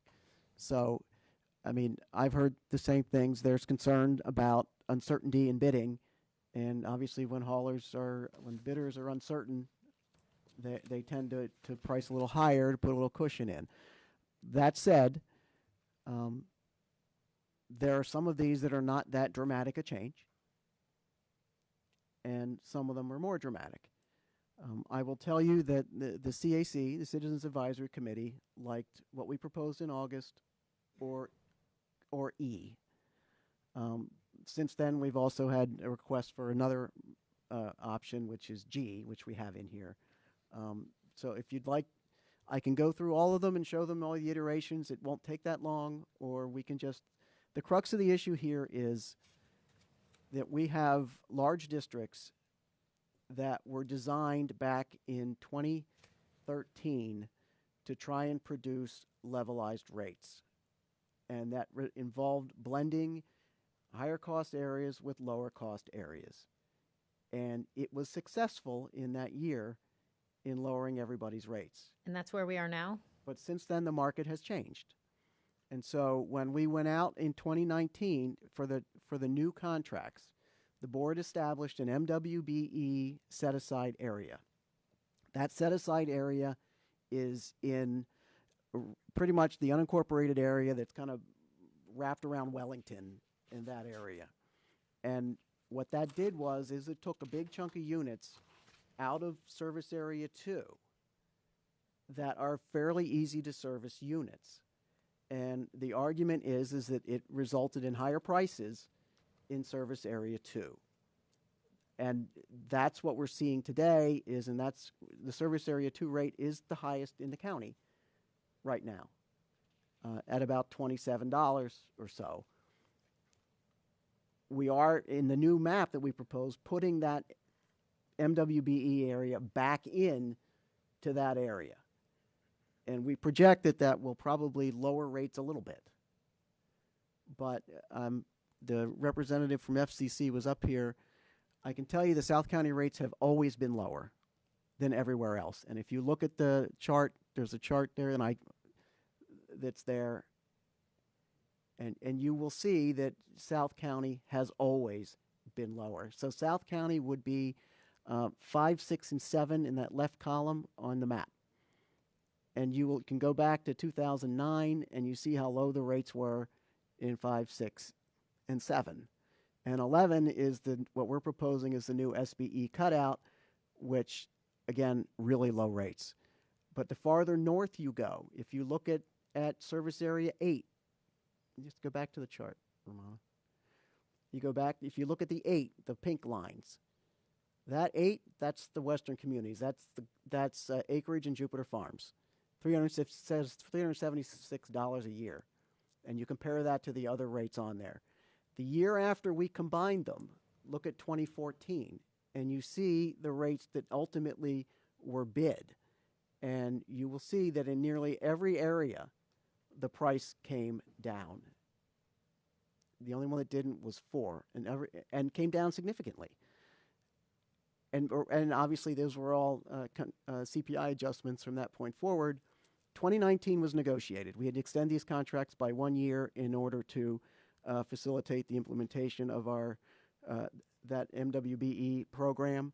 And so those were negotiated rates, and to make it, we pretty much got hammered in the renegotiations. And that carried through the existing bid. So by going to larger areas from smaller ones, we were able to lower prices. But now we're in a different situation. And we know the prices are going up. I'm just following the board's direction here. You wanted to see additional maps. You wanted to see how you could potentially combine areas to produce lower prices. You can, but if some areas are going to go down, and when you do this, some areas are going to go up. And it's really a decision for the board to determine whether and how you want to do that. Of the different iterations, was there a specific one that staff was suggesting?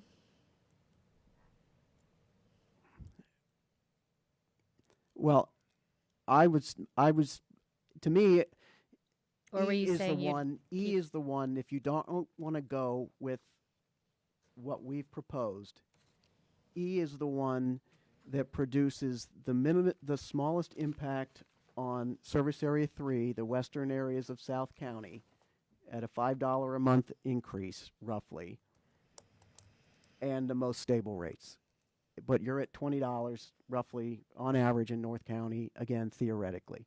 So this is the one that, if you look at all of them, is probably better than the others. The ones that C and D that have, we call them islands, like these, that basically combine southeast with the northern and a western, is just kind of, it demonstrates how close you can get the rates together, but it just functionally doesn't work. So I don't recommend that. It's but after it all, though.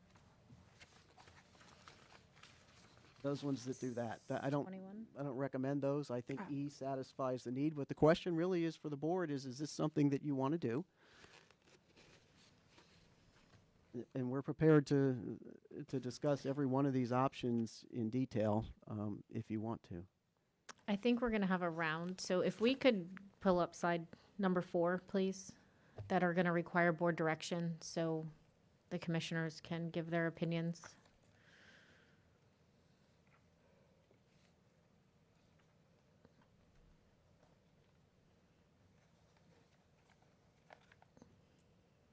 Four, please. What is 4? This is items requiring board direction. So vegetation and service area boundaries. And I have Commissioner Flores first. So I think I sort of led that conversation about the service areas at the last meeting, and I felt like there was some gaps in pricing where my district took on the majority of the West, and I was looking for options to see how we can sort of meet in the middle somewhere. I tend to like Exhibit E, where we're not really changing that much, but there are some subtle changes that, sort of brings everybody closer to the middle. And the reason I was thinking that is because my district is the workforce, and I was thinking if we're paying the highest today, and then we're looking at a 20% increase, that's going to take a toll on a lot of these folks. So I wanted to see if there's a way that we can somehow meet in the middle, somehow, some way, and make it more equitable across the board. And based on the projections that the staff, by the way, staff, thank you for doing all of this. I know that I gave you a lot of work, and you guys took it upon yourself to look at different ways to see how we can, serve the entire county in the West Bay way possible. Seems like Exhibit E, which is the one I believe that the Citizens Advisory Committee recommended, in addition to the one that the staff proposed, sort of levelizes everything, and even then, still my district would be paying one of the highest, but it's okay because it sort of brings it down a little bit. So I'm okay with this particular exhibit. So I would ask my board to consider Exhibit E. I'd be happy to hear their feedback. And the other thing that we were supposed to do, give direction on, was Vegetation. the $2. Yeah. That at this point in time, I think I would be against. So that's sort of where I'm at. But I want to hear from the rest of the board.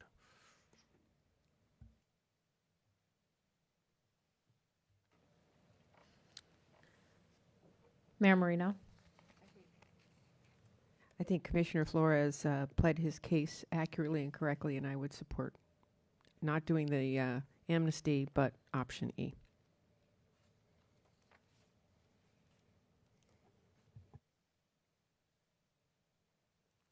Commissioner Woodward.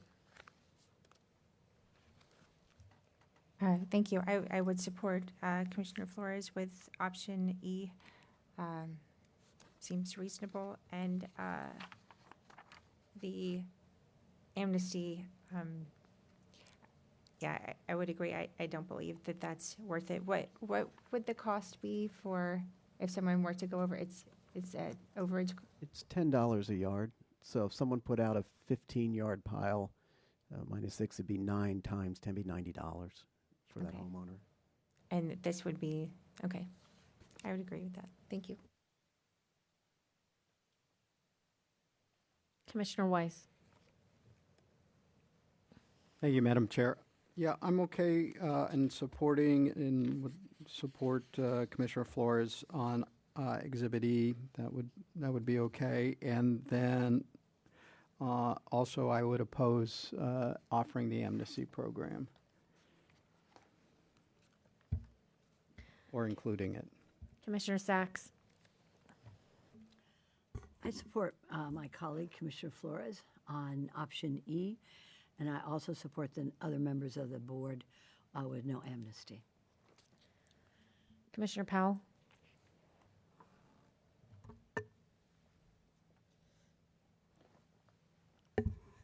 Thank you for that. The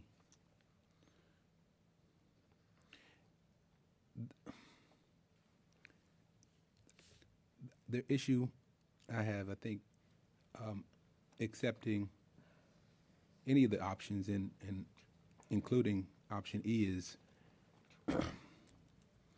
the rate calculation. We just need to make sure, and you said it earlier, Mr. Pelowitz, that these rates are based on what you believe the proposals would be. And we have haulers here who may or may not think that these rates would work. The problem is if are we taking on an extra burden when we create these different districts. I think E does work. We still have, the Southeast, as was told, is relatively low at the $14 rate. Everywhere else is somewhat even, but my question becomes, who takes on the burden of the more densely populated areas? How does that work out? Does that result in either here artificially low rates shown on this particular page that will cost the haulers to increase in an amount that's much more than shown here? If we can iron that out, then I would be willing to support option E. Additionally, the amnesty program would probably work for certain districts. It probably wouldn't be necessary for all. So with that being said, I would wage against the amnesty program unless it were able to be implemented for particular districts. If it couldn't, then it wouldn't work.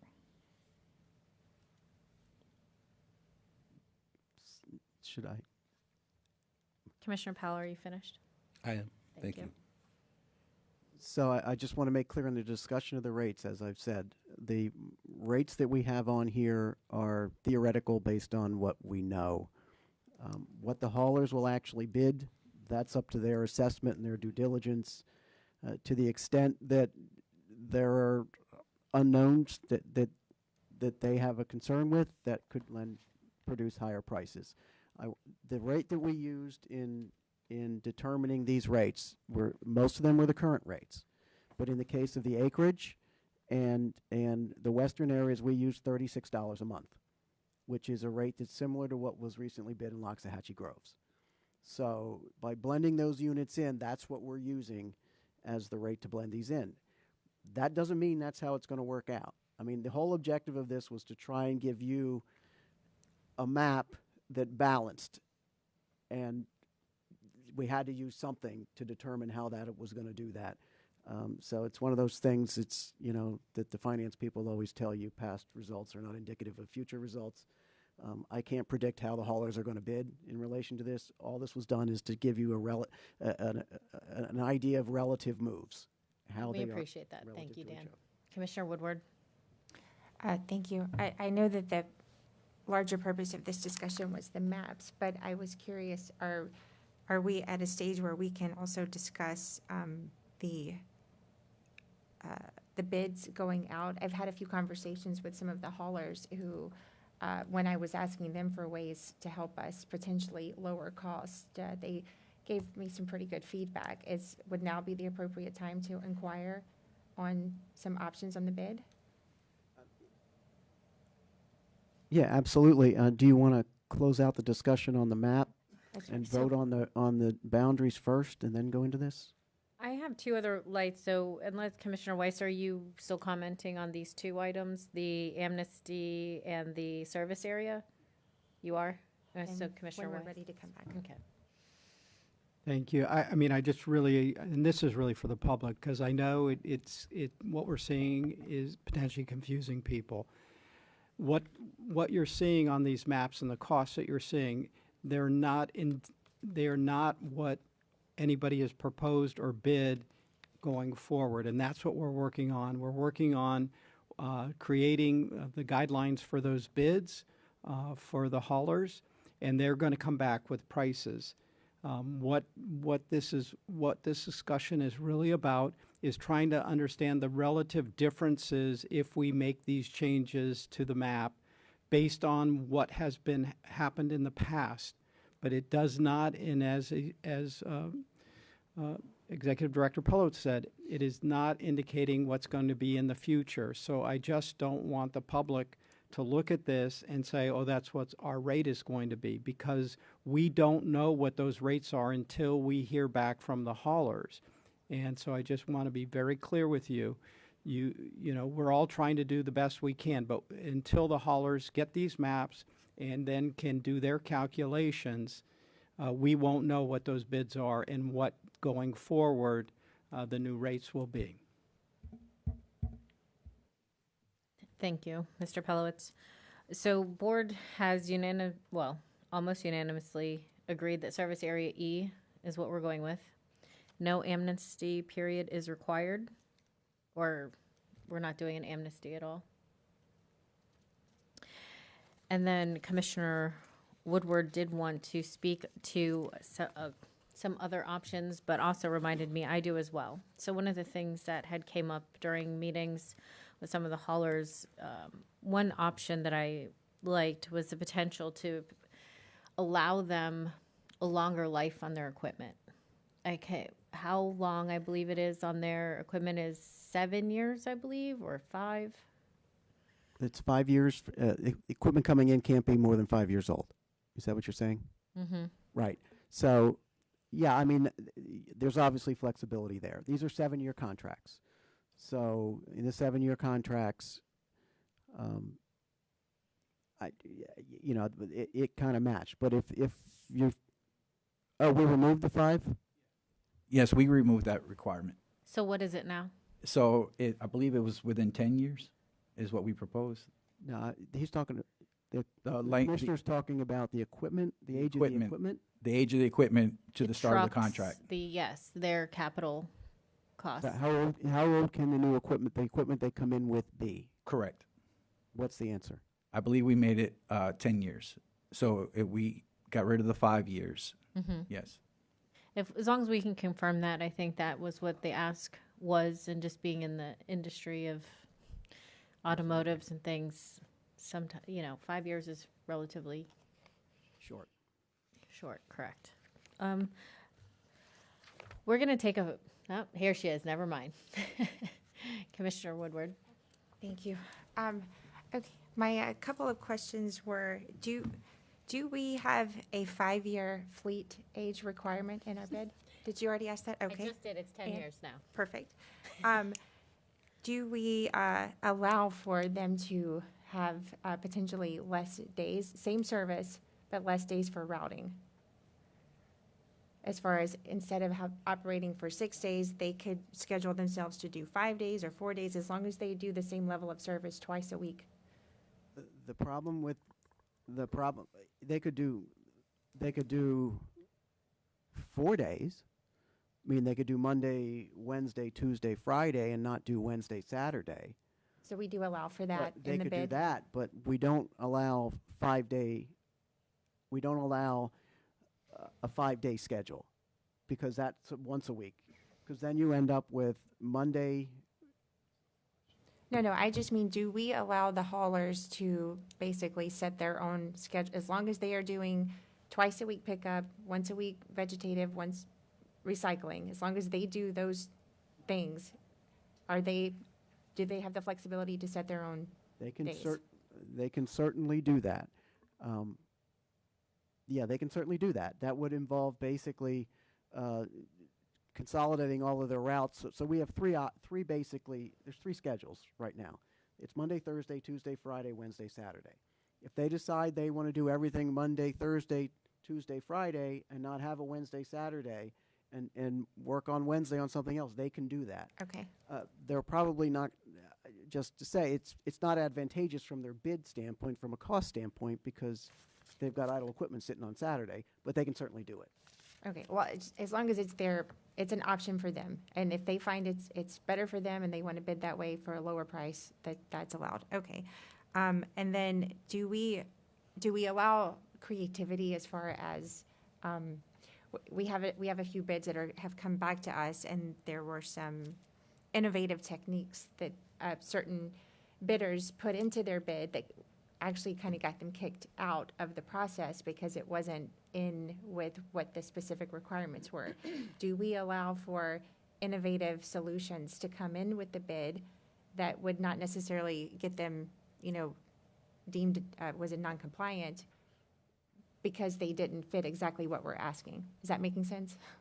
It makes sense, but my short answer is they're required to meet all of the requirements of the bid. And if they don't meet the requirements of the bid, they could be declared non-responsive. It's hard for me to understand what unique things they were alluding to as it relates to collection, to solid waste collection, because it's a pretty straightforward process. So from that standpoint, I would say they could likely be thrown out, but there is a protest period. There is a protest, and the protest is heard by the board. And the board, at that point, would make the final determination as to whether the company is disqualified or stays in the process. So you make that decision, we don't, as staff. But without knowing kind of what they were alluding to,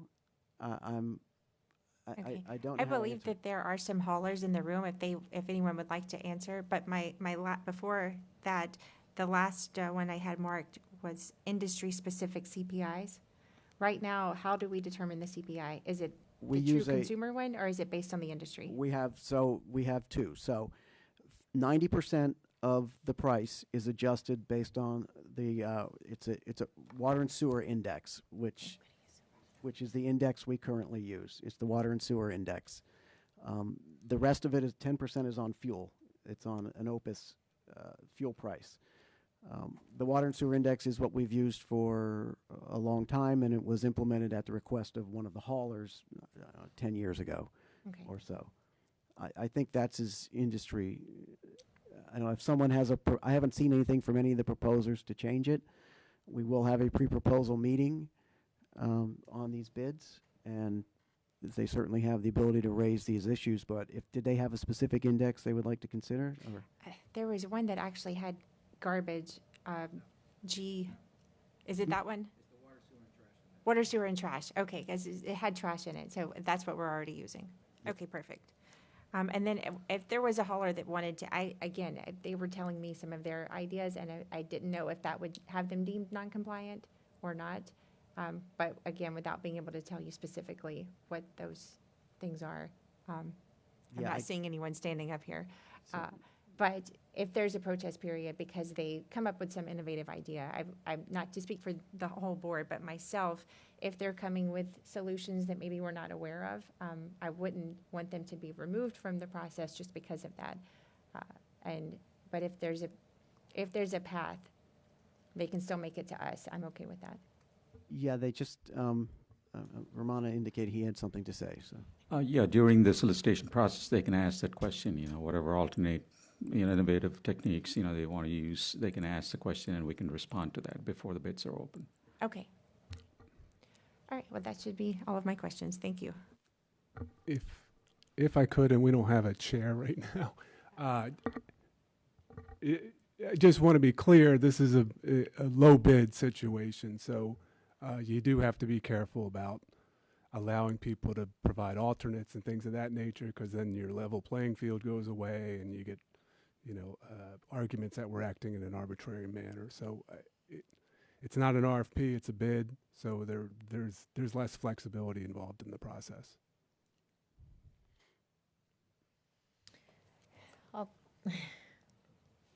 Mayor Marino.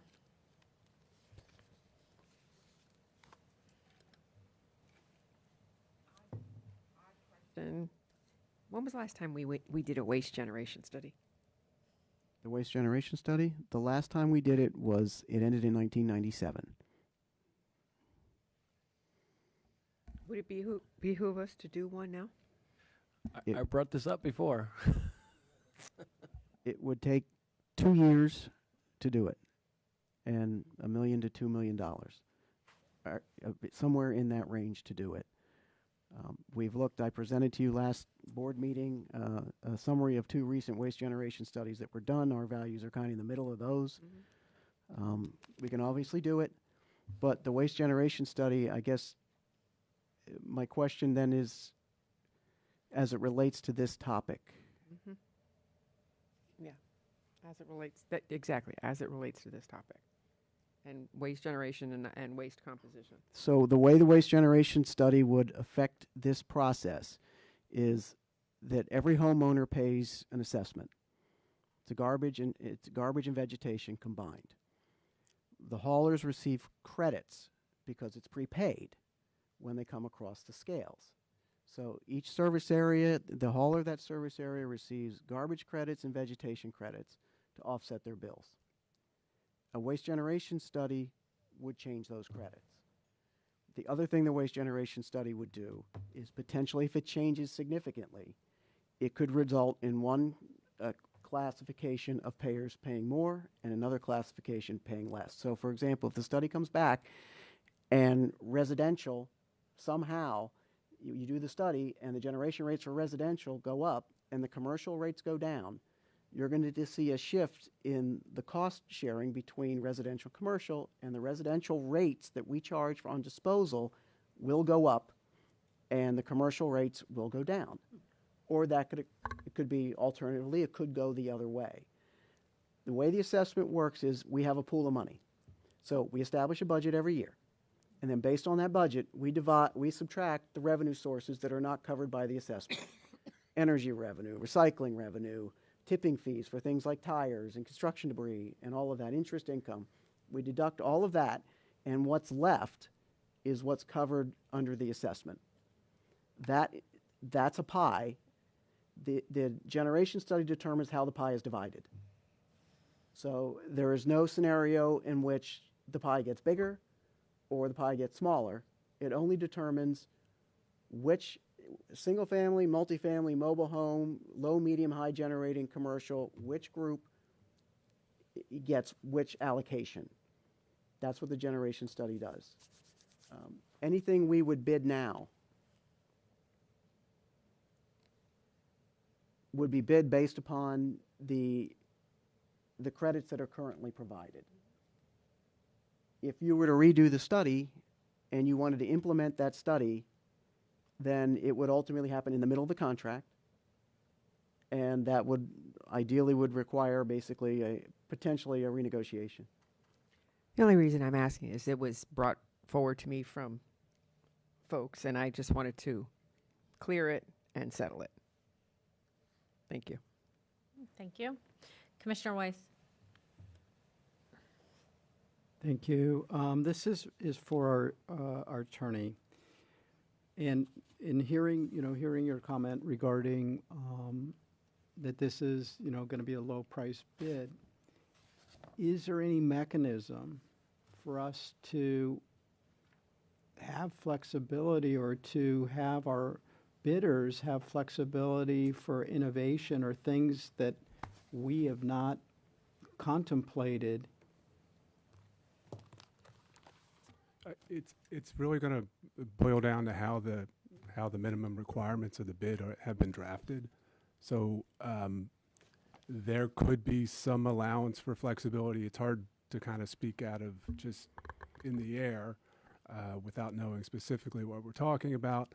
But you can draft your minimum requirements in a way that could allow there to be, some variation. So and how as long as the end product is picking up garbage 2 days a week and picking up recycling 1 day a week and things of that nature, there could be some flexibility in how the specs are written. So could I ask that you work with SWA staff as they're doing this, that language is included where they make their minimums but then also provide that opportunity if haulers have ways that could help save money, that could be included? We can look into it. I mean, I know we have something drafted at this point in time, but we can take a look at it. Thank you.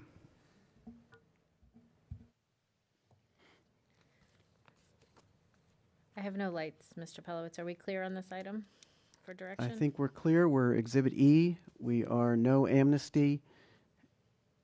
And we're looking at some language to provide flexibility as to unique approaches, Suggestions? creativity, Innovation. innovation. I'm not innovation. But again, as Mike said, there has to be generally consistent with the bid. It can't. We don't allow people to, for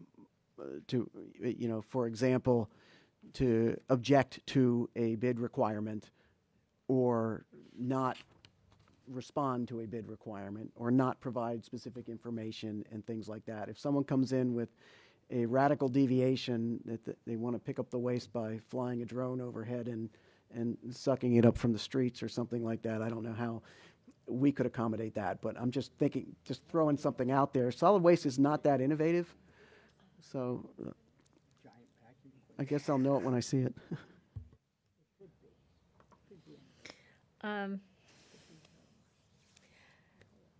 We have the next topic is going to, I think, be a little lengthier.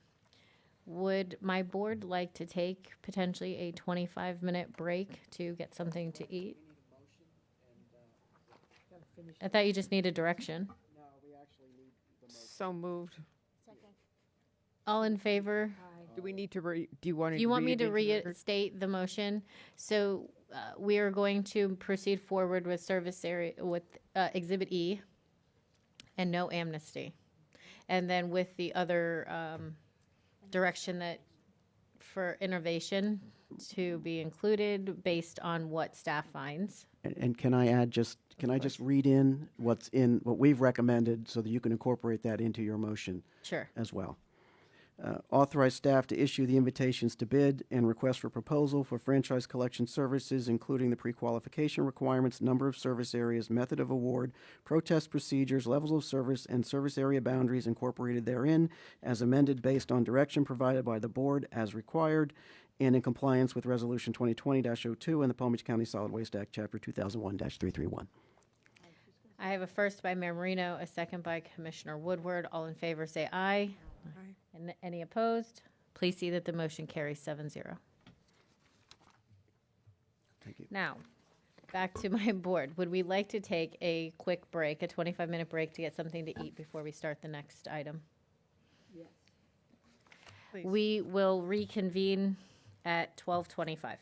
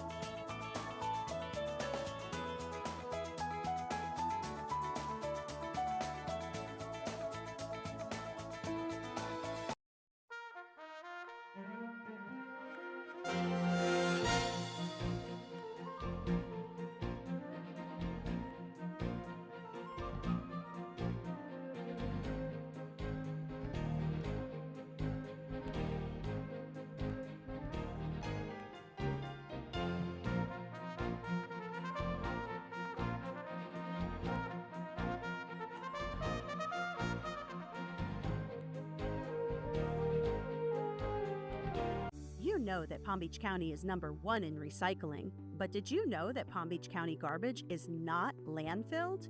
Instead, it's taken to the SWA's renewable energy facilities and turned into enough electricity to power 90,000 homes. Not only that, Renewable Energy Facility 2 is the cleanest, greenest waste-to-energy facility in North America. Thank you for helping us recover resources and preserve the environment. Learn more at swa.org. Welcome to Palm Beach County's Community Bulletin Board. Stay tuned to find important information on county services including Palm Tran routes, road construction and closures, bids for county services, government employment, Crime Stoppers, PBC TV 20 programming, meet your commissioners, events and announcements, and much more.